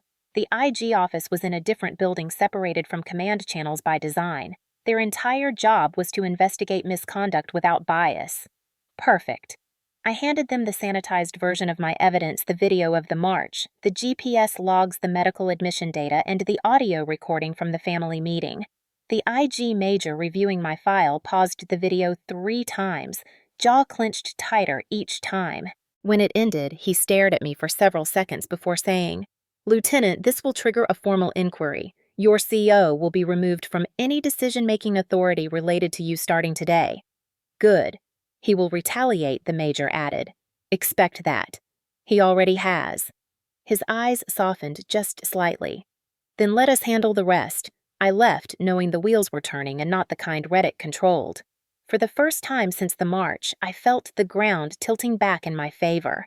That afternoon, I met with Grant Carter and Ruiz in the empty motor pool office after hours. I laid the case number on the table. "We're officially in motion," I said.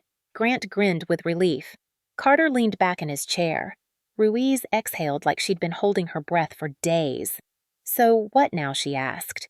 My answer came easily. I opened my notebook to the top page where Plan Bravo was written in thick black ink. "Now," I said, "we prepare to take this public." Carter blinked. "Public how?" "Public, full exposure," I said. "Not gossip, not rumor, not social media. Official, documented, unmistakable." Ruiz nodded slowly. "A controlled detonation." "Exactly." I explained what I had envisioned during the drive home from my parents' house. Family Day at the Fort Carson Auditorium. 400 soldiers, command teams, spouses, retirees. Enough people that the truth couldn't be contained. The kind of setting where a single undeniable piece of evidence could shift the entire narrative at once. Not quietly, not behind closed doors, but in front of everyone. Exposed. Unfiltered. Real. Carter let out a low whistle. "That would ruin him." "That's the point," I said. Ruiz smirked. "When is Family Day 9 days?" Silence fell for a moment as each of them processed it. Then Grant straightened her shoulders. "So, what do you need from us?" I looked around at the small room at the 3 soldiers who chose truth over fear. "Back up," I said. "Witnesses, verification, and timing. Plan Bravo wasn't revenge, it wasn't spite. It was justice delivered in the only language men like Reddick understood: exposure." I closed my notebook. He tried to silence me. They all did. Now we make sure the entire base hears the truth. And in that quiet, dimly lit office with 3 soldiers who had risked everything to stand beside me, I felt ready. Ready for the fight. Ready for the fallout. Ready for what came next. The public reckoning was coming, and it would change everything. Family Day at Fort Carson was always loud, crowded, and patriotic to the point of suffocation. Flags everywhere, kids running between rows of folding chairs, soldiers balancing paper plates piled with barbecue while spouses complained about deployment schedules. But that morning, the air inside the base auditorium felt different. Heavy, expectant, like the room itself already knew something was about to break. 430 people filled the seats. Bravo Company soldiers in pressed OCPs, spouses in sundresses, retirees wearing old unit caps, battalion staff, visiting officers, even a few local community leaders. And on stage, pacing with the swagger of a man who believed the world bowed to him, stood Captain Marcus Reddick. He wore his Class A uniform, like armor ribbons perfectly aligned, combat infantry badge gleaming under the stage lights. His voice boomed across the auditorium as he launched into his favorite topic: discipline. Discipline, he declared, is what separates a strong unit from a weak one. Discipline keeps us alive in the field. Discipline ensures that when a soldier struggles, we push them to overcome, not quit. Words as sharp as knives. Words he wielded freely. Words that cut deeper when you knew what he had done. Rows of soldiers shifted uncomfortably, many of them knowing the truth but too afraid to show it. My whistleblower team, Grant Carter and Ruiz, sat scattered among the crowd, each wearing an expression carefully trained into neutrality. My heart hammered inside my chest, but not with fear, with certainty. I waited in the side wing, hidden behind the curtain, my thumb poised over the small remote linked to the projector. Plan Bravo was unfolding exactly as designed. Reddick continued, his voice dripping with false pride. When a soldier falters, we don't coddle them. We don't indulge weakness. We enforce standards, even when it's uncomfortable. At that line, several soldiers stiffened. A ripple passed through the audience, small but noticeable. He felt it too. His chest puffed out, his chin lifted. He was thriving under the attention, which was exactly what I needed. The battalion commander sat front row center. My father and mother sat 5 rows back, hands folded neatly in their laps, their posture perfect, their expressions carved from stone. Ethan sat beside them in his staff sergeant uniform, jaw-clenched eyes, scanning the audience like a watchdog guarding his territory. They had no idea what was coming. The moment arrived when Reddick shifted his stance and said, "Now, let's talk about what true leadership looks like." Perfect cue. I walked out from behind the curtain. The crowd stirred. A few soldiers straightened. Some whispered my name. Reddick froze mid-sentence. "Lieutenant Holt," he said, voice tight. "This is not your time to speak." I ignored him and walked directly to the podium. The battalion commander rose halfway out of his chair. "Lieutenant Holt, what is the meaning of 'sir'?" I said steadily. "I request permission to address the audience." He hesitated. "I didn't.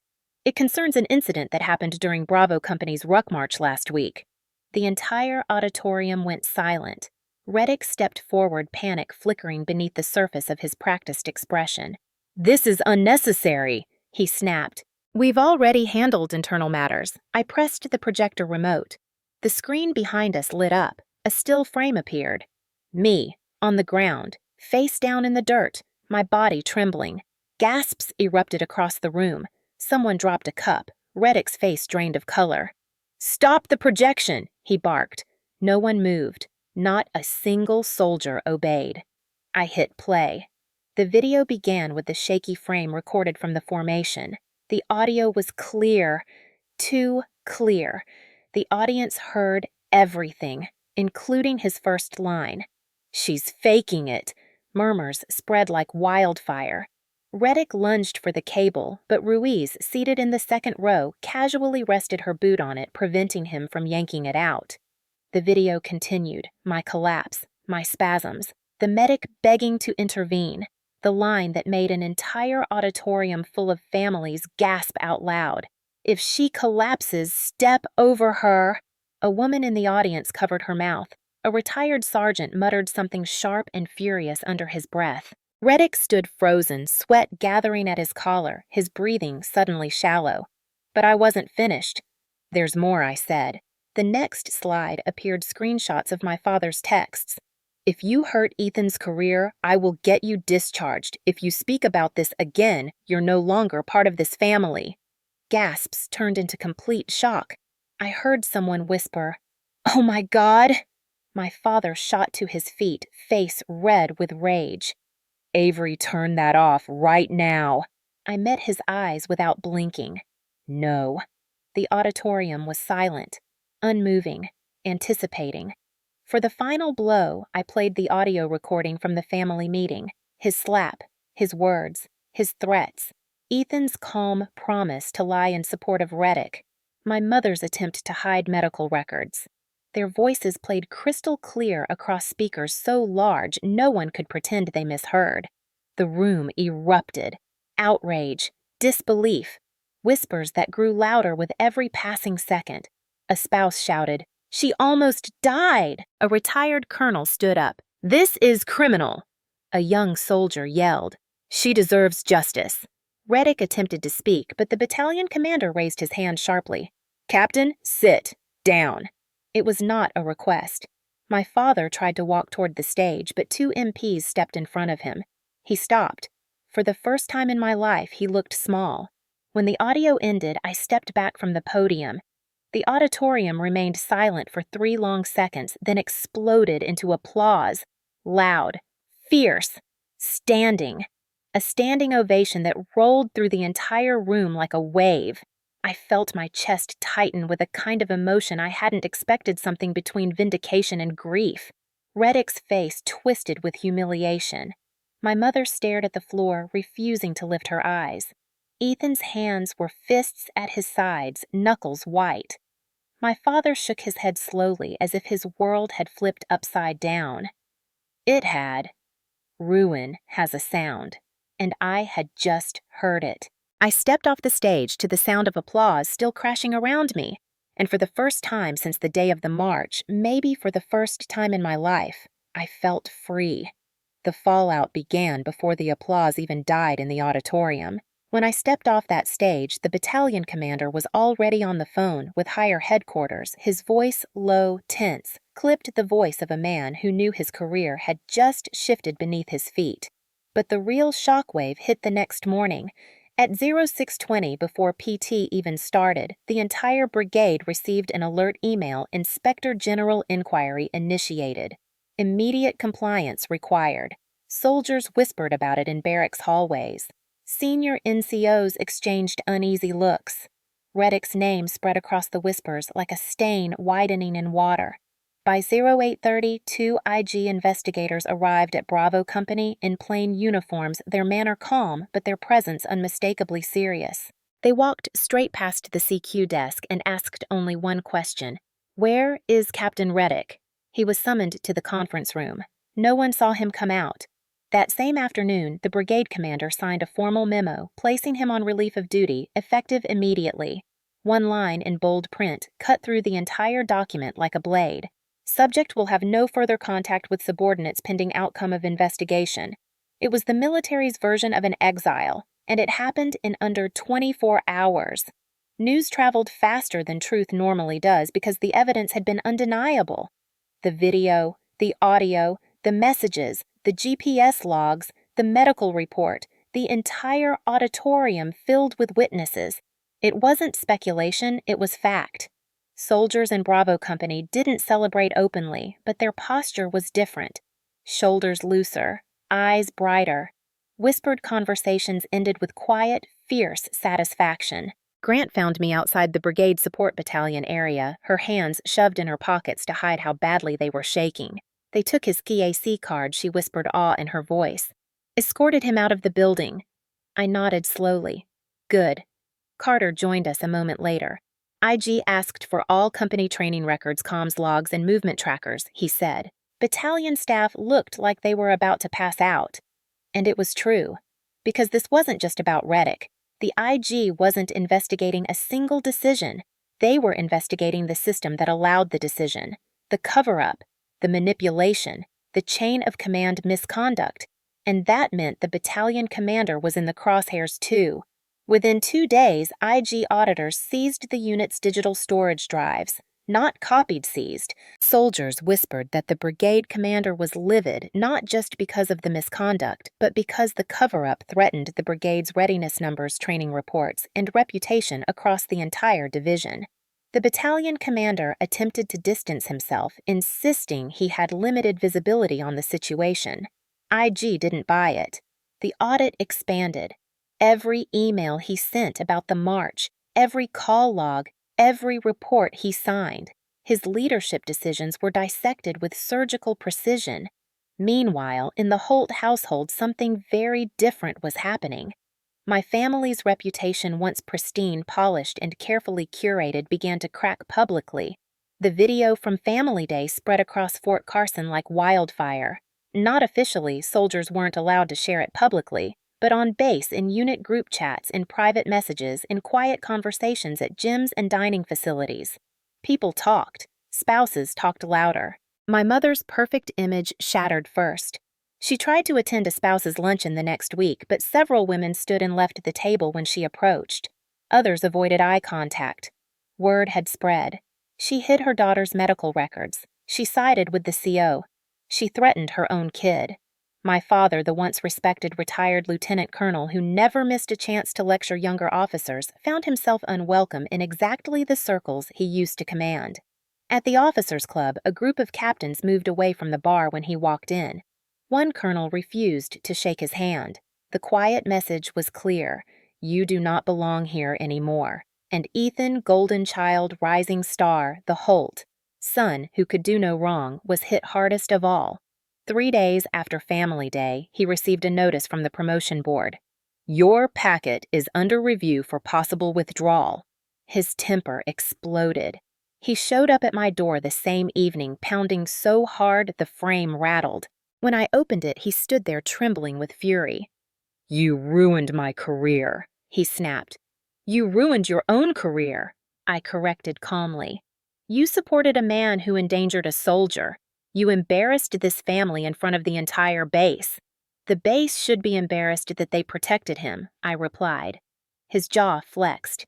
He stared at me for a long moment, eyes burning, but behind the anger, I saw something new. Fear, real fear. He left without another word.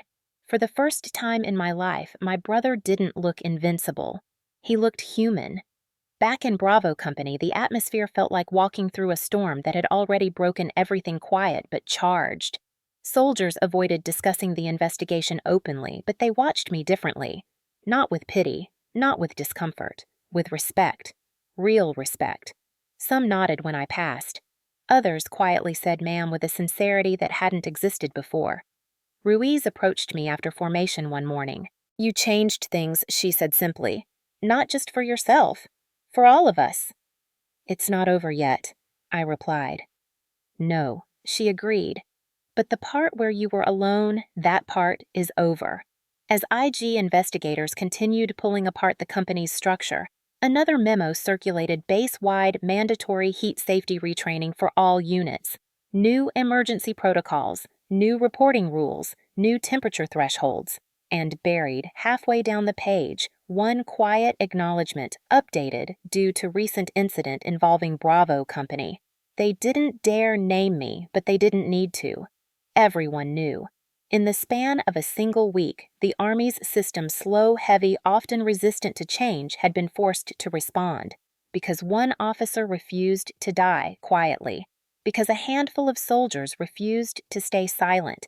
And because truth, when exposed fully and publicly, demands consequences. Reddick had been removed. Battalion command was under investigation. My family's influence was unraveling. Ethan's promotion was hanging by a thread. And for the first time since the day I collapsed at Mile 9, I felt something deep in my chest settle.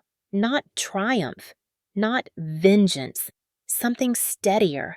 The beginning of justice. I always thought the most dangerous part of fighting back was the confrontation itself, the march, the collapse, the cover-up, the public exposure. But I was wrong. The real danger came afterward in the quiet, because that's when the people who hurt you suddenly remember they need you, and they come crawling back with shaking voices and rewritten memories begging for the mercy they never gave. It started with a phone call, not a message, not an email, a call. At first, I didn't recognize the number because I'd blocked my father the night of the intervention meeting, but the voicemail that followed, that one I recognized immediately. His voice cracked before he even got through the first sentence. "Avery, it's Dad. I need to talk to you. Please call me back." I didn't, but he left another message an hour later. "Avery, I saw the memo. The battalion commander, he's distancing himself. They're reviewing my advisory role to the officer mentorship program. They're saying I influenced chain of command conduct. Avery, this could ruin my standing in the community. I need your help." I froze. My father had never said those words to me in my entire life. "I need your help." He sounded desperate, but it wasn't the desperation of a father who realized he'd hurt his daughter.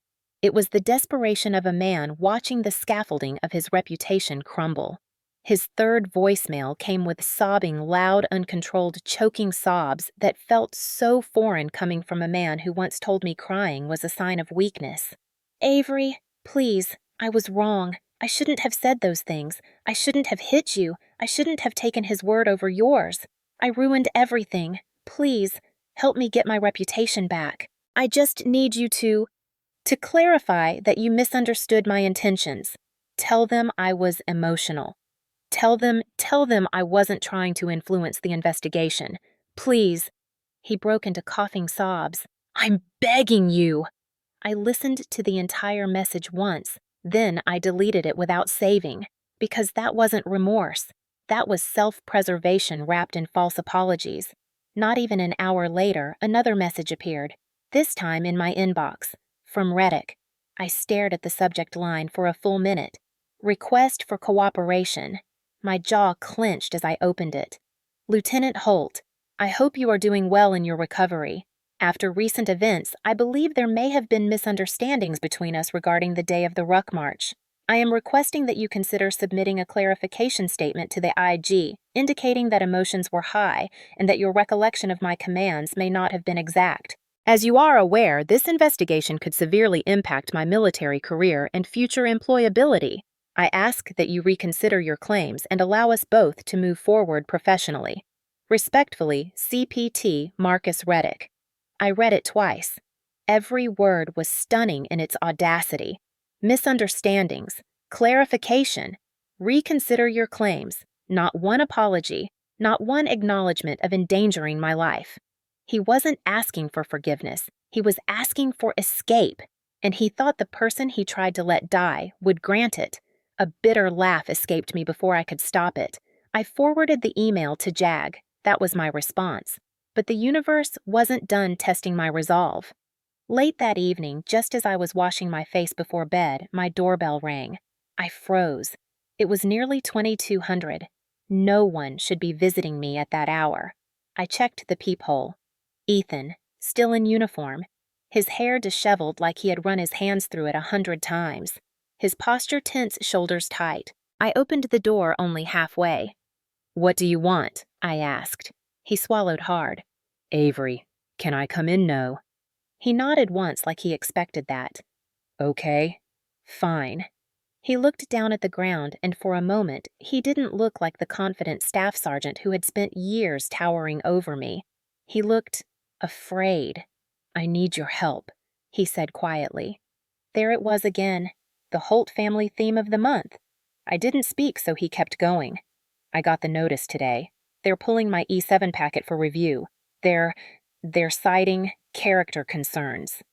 Someone told the board about the audio. He looked up at me, eyes wide and desperate. "Avery, I'm going to lose everything." I didn't respond. He took my silence as permission to continue. "Look, I know I said things that night. I know I didn't handle it right, but I was angry and scared. I didn't really mean what I said." I raised an eyebrow. "Which part?" The part where you said you'd lie under oath, or the part where you threatened to make Reddick's statement look valid. His face tightened. Avery, come on.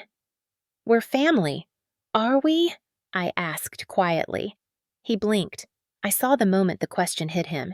He wasn't used to not being forgiven, not used to consequences, not used to his sister looking him in the eye and seeing through him. I need you to tell them I was just emotional, he said. I need you to tell them I didn't mean those things. I need you to say you misheard.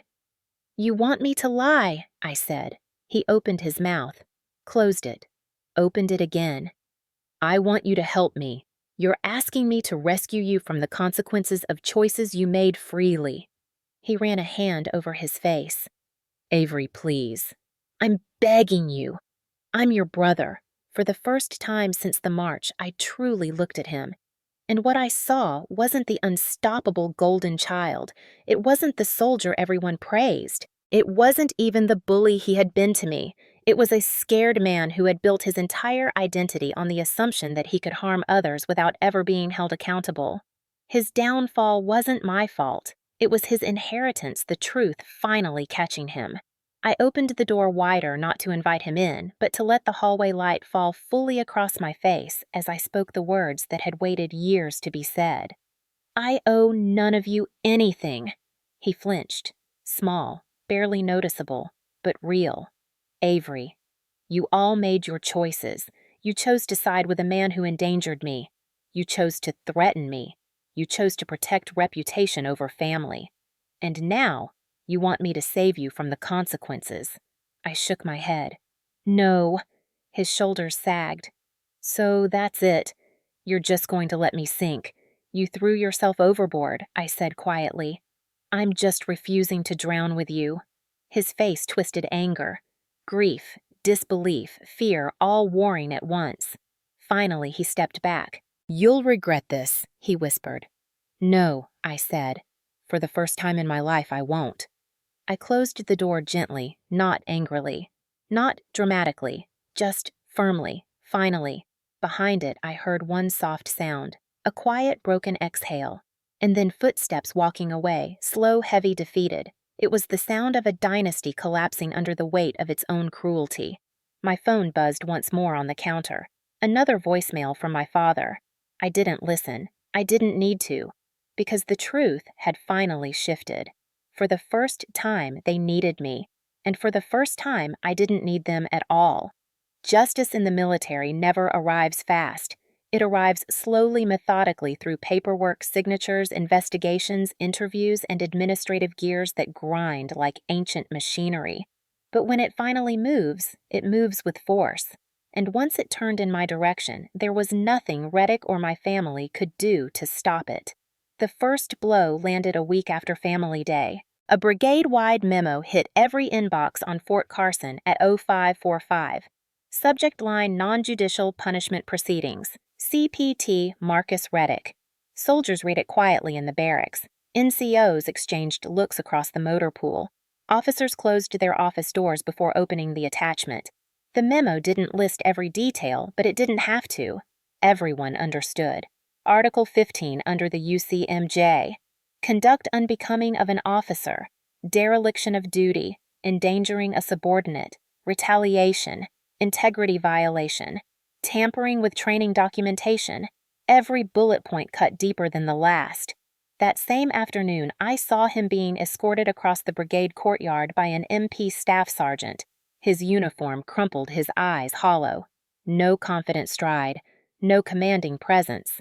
Just a man who finally realized he couldn't outrun the truth. Rumor spread that during the Article 15 proceedings, he tried blaming the medic, then the NCOs, then me, then miscommunication under pressure, then fatigue, then stress, then even a misinterpretation of his own voice on the recording. None of it mattered. Evidence crushed excuses. IG didn't just find misconduct, they found patterns. Similar complaints from other soldiers. Not heat casualties, but verbal abuse, manipulation, retaliation tactics. My case was the one that broke the dam, but it wasn't the only water behind it. When the Article 15 completed the brigade, Commander signed the next step. Administrative separation, under other than honorable conditions. the military's version of exile. A stain so deep it follows you for life. The kind of discharge that strips benefits, destroys career prospects, and brands your name in red ink across every file system. He didn't even get time to clear quarters. MPs oversaw the process. Soldiers whispered that he cried when handed the discharge paperwork. I didn't celebrate. I didn't cheer. I didn't smile. I simply breathed for the first time in months without feeling something clawing at my lungs. The second blow landed on the battalion commander. IG released their findings and the audit had been brutal. Command influence, improper documentation, attempted suppression of medical evidence, failure to follow safety protocols, failure to maintain oversight, attempted interference with a whistleblower complaint. The brigade commander issued a formal reprimand, a career killer even in isolation, but this time accompanied by a temporary removal from command pending further review. Officers whispered that he might be reassigned to a desk job in a separate state until retirement. I saw him once in the hallway before his removal, his uniform immaculate, his expression blank but his eyes wary. He didn't speak to me. He simply stepped aside so I could pass, respect, or fear. Maybe both. The third blow came quietly, so quietly it felt surreal. I was called into the brigade headquarters one morning without explanation. My pulse raced. These summons could mean anything. Trouble, orders, administrative follow-up. When I walked into the conference room, 3 officers stood waiting: the brigade XO, the S1 major, and the acting battalion commander. A thin folder with my name sat on the table. My stomach dropped. The brigade XO nodded at the folder. "Lieutenant Holt, please have a seat." I sat. He folded his hands. "On behalf of the command team, I want to personally apologize for the failure of leadership you experienced." I blinked. Slowly. Surely I'd heard wrong. But he continued. "You were endangered. Your concerns were ignored. Your chain of command failed to protect you, and you showed exceptional resilience, professionalism, and courage in exposing the truth." He slid the folder toward me. "This is a formal memo of apology from the battalion. Signed. Sealed. Entered into record." My breath caught. He wasn't done. "Furthermore," he added, "the brigade commander has reviewed your performance evaluations for the past 12 months. You were due for consideration for promotion at the regular cycle, but due to your leadership actions initiative and demonstrated integrity, we are approving an accelerated promotion to first lieutenant. Early promotion." Oh, too. I stared at the paper, barely able to comprehend the weight of it. They weren't just acknowledging what happened.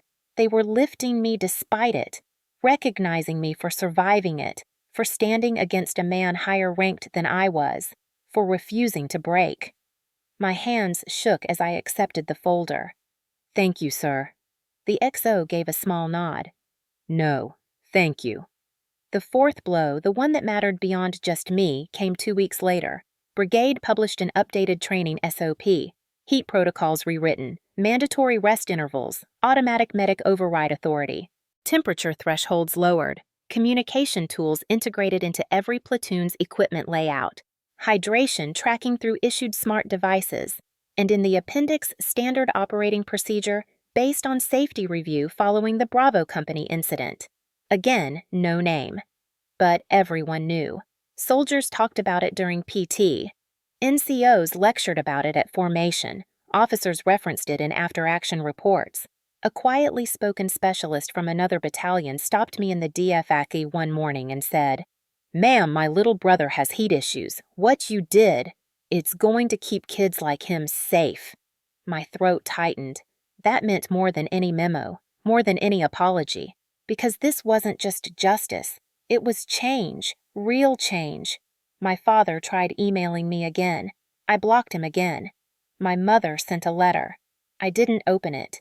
Ethan's E7 packet was pulled indefinitely. His career stalled. He stopped trying to contact me. Maybe shame. Maybe resentment, maybe both. But the truth was, none of their reactions mattered anymore. Because justice wasn't about revenge. It wasn't about watching them fall. It was about finally rising above the weight they had kept on my shoulders for years. One evening, as the sun set behind the Rockies, casting an orange glow across the base, I walked the same route I once marched with Bravo Company. The dirt path was quiet, peaceful. No shouting orders, no pounding boots, no choking heat. I stopped at the approximate point where I collapsed. Mile 9. I placed my hand over my chest, feeling the steady heartbeat beneath my palm. Steady, strong, alive.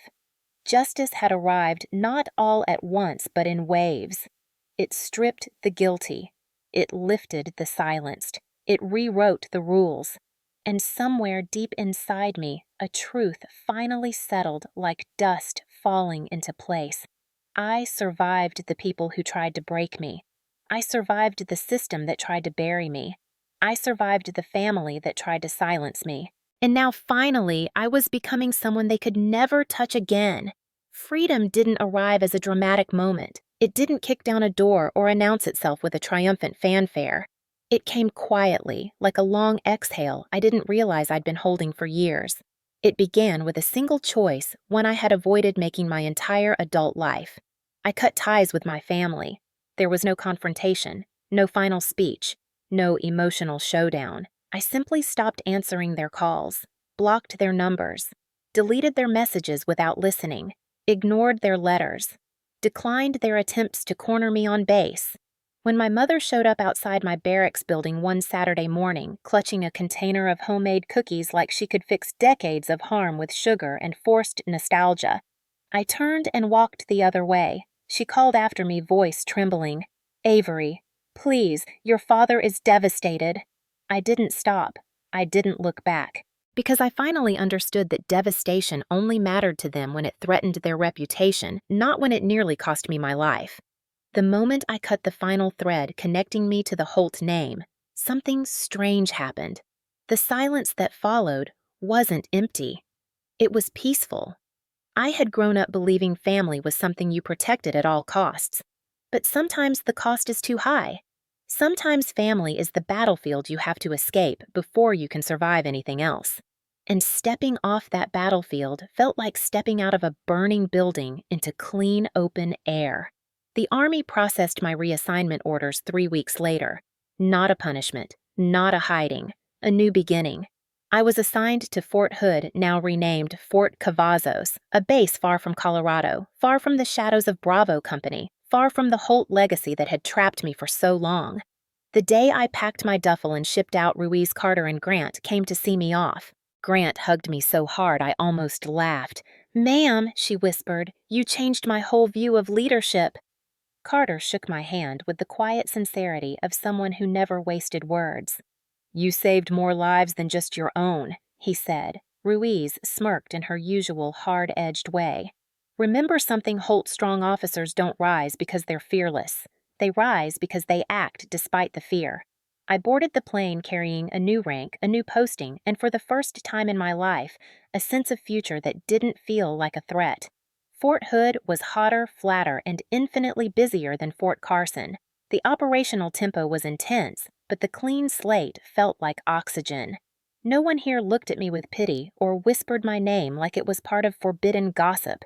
They saw my uniform, my rank, my record, and nothing else. My new command team treated me with a professionalism I didn't realize I'd been starved for. Lieutenant Colonel Ramirez, my new battalion commander, shook my hand on my first day and said, "I've heard good things about your integrity. You'll do well here." Good things. Not dramatic things, not controversial things. Good. It felt like being seen for the first time. But freedom isn't just about new assignments or new environments. It's about healing. Real healing. The kind that requires honesty, the kind I had avoided my whole life. So I went to therapy. Not because someone ordered it, not because it was mandatory, because I needed it. The behavioral health office on post was small, tucked between two larger administrative buildings with windows that looked out onto a quiet patch of grass. My therapist was a soft-spoken civilian woman named Dr. Lane, whose calm presence made my heartbeat settle before I even sat down. The first session felt awkward. I didn't know where to start. Do I talk about the march?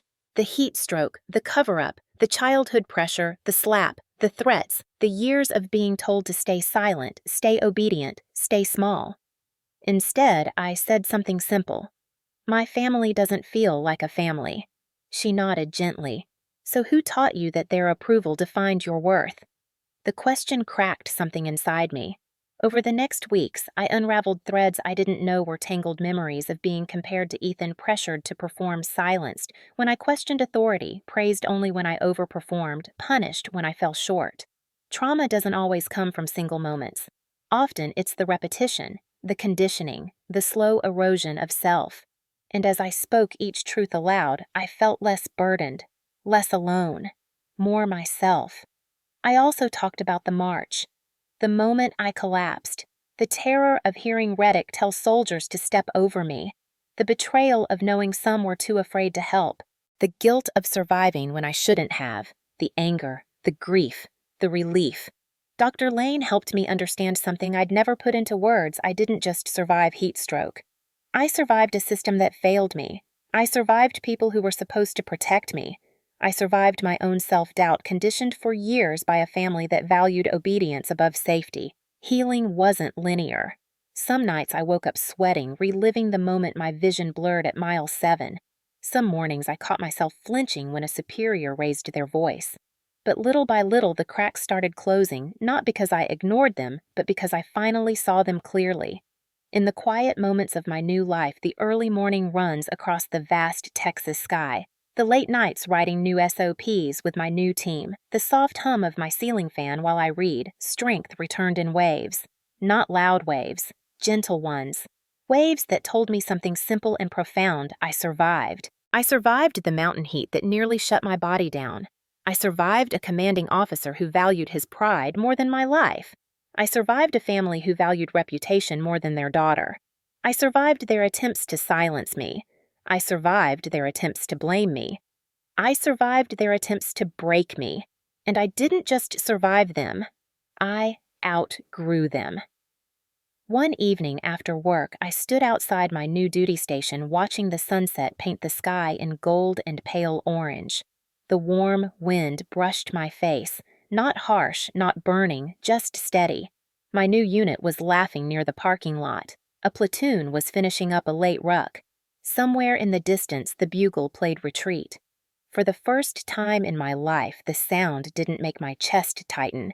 It made it expand.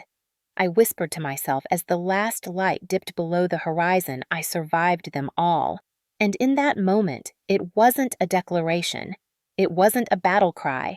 It wasn't even a victory lap. It was a truth as gentle as the wind. A truth I earned. A truth no one could take from me. Looking back on everything that happened feels like watching someone else's life play out through a window, except every sensation, every fear, every breathless moment still lives under my skin, like faint scars that throb when the weather changes. There are days when I trace the thread backward, trying to find the exact moment everything shifted, the moment I stopped being the version of myself shaped by duty, expectation, and fear, and became the woman who finally chose to live no matter the cost. Was it mile 7 when the horizon blurred and I realized my CO valued discipline more than my life? Was it the hospital room when my father called me an embarrassment while I was still recovering from a body temperature high enough to shut down my organs? Was it family day when the truth echoed across an auditorium so loudly no one could pretend not to hear it? Or was it something smaller, quieter, the moment I blocked my family's numbers, the moment I stepped onto the plane for Fort Hood, the moment I walked into therapy and said out loud that my family didn't feel like a family? Maybe the moment isn't a single point at all. Maybe it's a series of fractures, tiny breaks in the armor I had worn my entire life. At first, they looked like weaknesses. Now I see them for what they really were: openings. Pathways. Light finally getting in. When I was growing up, my father loved to say, "Discipline builds character, Avery." But what he meant was obedience, silence, compliance. I learned early that questioning anything he said was dangerous, that pushing back meant punishment, that being different meant disappointment. When your family teaches you that your voice is a liability, you carry that lesson into every space, including the Army. I spent years believing that rank-defined truth, that leaders were always right, that pushing myself until I nearly broke was the only way to prove I deserved to be in uniform. But the truth is simpler, harsher, and far more liberating. Character isn't built by obedience. It's built by resistance. by refusing to let fear dictate your choices, by protecting your integrity even when those above you try to strip it away. My journey began long before the ruck march, long before the collapse. The seeds were planted in a family that taught me my worth depended on how well I upheld their name. I carried that burden into every formation, every evaluation, every moment I hesitated to advocate for myself.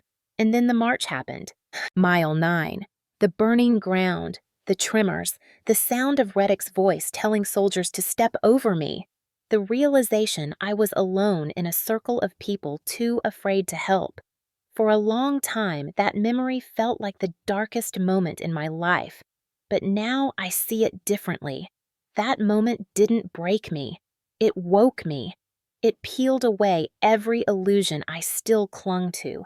The illusion that leadership always protects. The illusion that family always supports.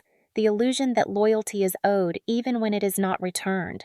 Lying on that ground heat stealing the edges of my consciousness heartbeat, pounding like a failing engine, I finally understood something I should have understood years earlier. My life was mine, not my CO's, not my father's, not my family's. Mine. And surviving that moment was the first step toward everything that came after. The aftermath was brutal emotionally, mentally, physically. There were days I questioned whether speaking up was worth the cost. Days when my body still ached from the collapse, when nightmares woke me drenched in sweat, when I wondered if maybe my family had been right and I had made things worse. Trauma has a way of whispering in your ear that you should have stayed silent, but healing has a way of whispering back. In therapy, I learned that betrayal leaves deeper wounds than any physical injury, that it takes time to trust yourself again after being told your instincts were wrong. That courage isn't the absence of fear, it's choosing to act despite it. And slowly, I began to believe that I wasn't the problem. The system was, my CO was, my family was. And once that truth settled into my bones, everything changed. The fight for justice wasn't noble or clean or cinematic. It was exhausting, terrifying, lonely. But it was also necessary. There were days I felt like I was trying to push a mountain uphill with my bare hands. But every soldier who stepped forward, every piece of evidence we gathered, every new voice added to the truth made the mountain lighter. Until one day, it finally moved. When Reddick was escorted off the base, it wasn't victory, I felt it was relief. Relief that no other soldier would collapse under his command. Relief that no one else would be told their suffering was exaggeration. Relief that the army I loved had chosen accountability over protection of rank. When my battalion issued a formal apology, I didn't feel vindicated. I felt seen. For the first time since the day I joined the Army, I felt like my life mattered more than the image of the institution. When I received my early promotion to first lieutenant, I felt something I hadn't felt in years. Pride. Not the pride of meeting someone else's expectations. Not the pride of living up to a family name. The pride of surviving myself. The pride of becoming a leader on my own terms. And when I walked away from my family, when I put hundreds of miles between their expectations and my reality, when I finally breathed without their voices echoing in my head, I felt something even stronger: freedom. Not the dramatic cinematic kind, the quiet kind, the kind that lets you sleep without fear, the kind that lets you look in the mirror and see a person you choose, not a person shaped by other people's control, the kind that lets you imagine a future that isn't chained to the past. Now, when I think about that march, when I think about the betrayal, the cover-up, the corruption, I don't shake. I don't crumble. I don't feel small. I feel strong. Stronger than I ever thought possible. Because I didn't just survive a heat casualty. I survived a lifetime of being told to stay quiet. I survived a family that valued reputation more than love. I survived a command that valued ego more than safety. I survived men who expected me to break. I survived a system that tried to bury me. I survived myself, my doubts, my fears, the version of me that still believed I needed to earn my place in the world by suffering silently. And standing here now in this new chapter of my life, I understand something I want every soldier and every person to hear. No rank is worth your life. No bloodline is worth your silence. No family name is worth your suffering. No superior officer is worth your obedience if that obedience endangers you. No tradition is worth your trauma. No legacy is worth your body in the dirt. You deserve to live, to speak, to be safe, to be whole, to walk away from anything and anyone who tries to convince you otherwise. And if you ever forget that, remember my story. Remember the heat. Remember the collapse. Remember the circle of soldiers too afraid to help. Remember the truth that broke open an entire chain of command. Remember the woman who stood alone and then wasn't alone at all. Remember what it looks like when someone refuses to stay silent. And remember these words the next time you question your worth. No rank, no bloodline is worth your life. If you ever grew up in a family that cared more about reputation than your safety, then you already understand the quiet kind of loneliness that lives inside a child who learned early that love came with conditions. You understand the tight-chested silence of keeping the peace even when the peace is crushing you. You understand what it means to shrink yourself so the people who were supposed to protect you don't feel threatened by your voice. And if you've ever stood in a room full of people who claimed to love you while demanding you stay quiet, obedient, grateful, or small, then you know exactly what it feels like to have your heart beating loud enough to drown out their words the moment you realize the only person you can trust to save you is yourself. Maybe you didn't march those 12 miles under blistering heat. Maybe you didn't collapse in front of strangers while someone with rank or authority told everyone to step over you. Maybe your betrayal didn't happen on a military trail, but behind a front door that locked from the inside. Maybe your collapse was something no one saw, a quiet breaking point at a kitchen table in a childhood bedroom or in the backseat of a car after another argument you weren't allowed to win. But pain recognizes pain. Silence recognizes silence. And healing recognizes healing. If my story made your chest tighten even for a moment, it's because some part of you has lived your own version of it, the part where you realized the people who raised you cared more about their image than your well-being, the part where you learned that keeping their secrets meant losing pieces of yourself, the part where you stayed quiet long after your voice started shaking from wanting to be heard. I carried that weight for nearly 3 decades. A weight made of expectations, fear, guilt, legacy, and the quiet shame of believing I could never be enough unless I played by their rules. But the truth is something I want you to hear with every ounce of clarity I can give you. You don't owe loyalty to anyone who harms you. Not a parent, not a sibling, not a leader, not a bloodline, not a legacy, not a family crest or a military rank or a last name that people say with more pride than compassion. The day I collapsed on the trail wasn't the first time I felt abandoned. It was simply the first time the world could see it. The real betrayal happened long before that march. It happened in the years I was told to toughen up instead of being comforted. In the moments I achieved something only to be told it wasn't enough. In every conversation where I was talked over, talked down to, or talked into silence. In every demand that I protect the family's image even as they destroyed mine. And if you're reading this and some part of your history aches in recognition, you need to know something. Your voice matters more than the expectations that tried to cage it. Your story matters more than the rules you were forced to swallow. Your safety matters more than someone else's reputation. Your truth is not too loud. You are not too dramatic. You are not overreacting. You are not selfish for choosing yourself. And you are never wrong for walking away from people who refuse to walk towards you. When I think about everything that unfolded, the investigation, the exposure, the consequences, the aftermath, I don't feel proud of surviving. I feel proud of choosing to speak. Because surviving is something life forces you to do. But speaking, that's a choice. A hard one. A brave one.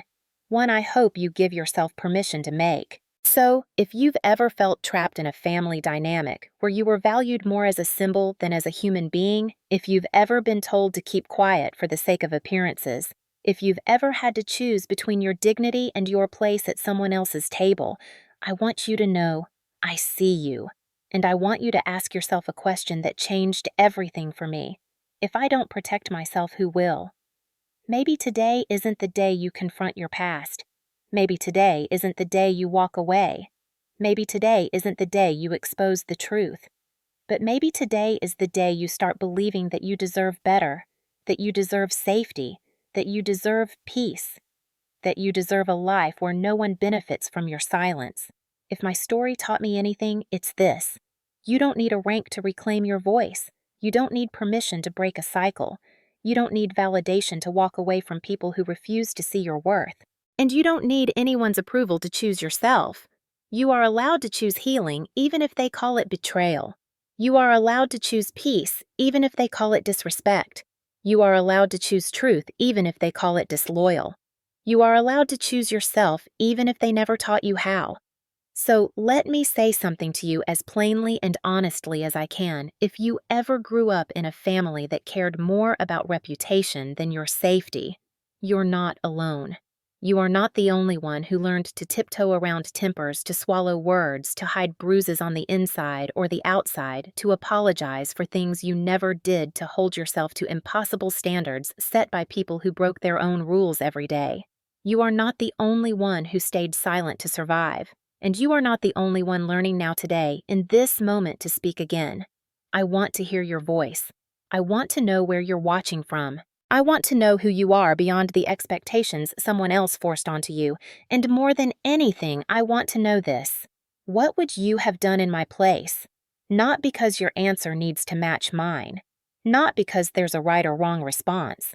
But because giving yourself permission to answer that question is the first step toward giving yourself permission to live your own truth. Tell me your story. Tell me the moment you realized something was wrong.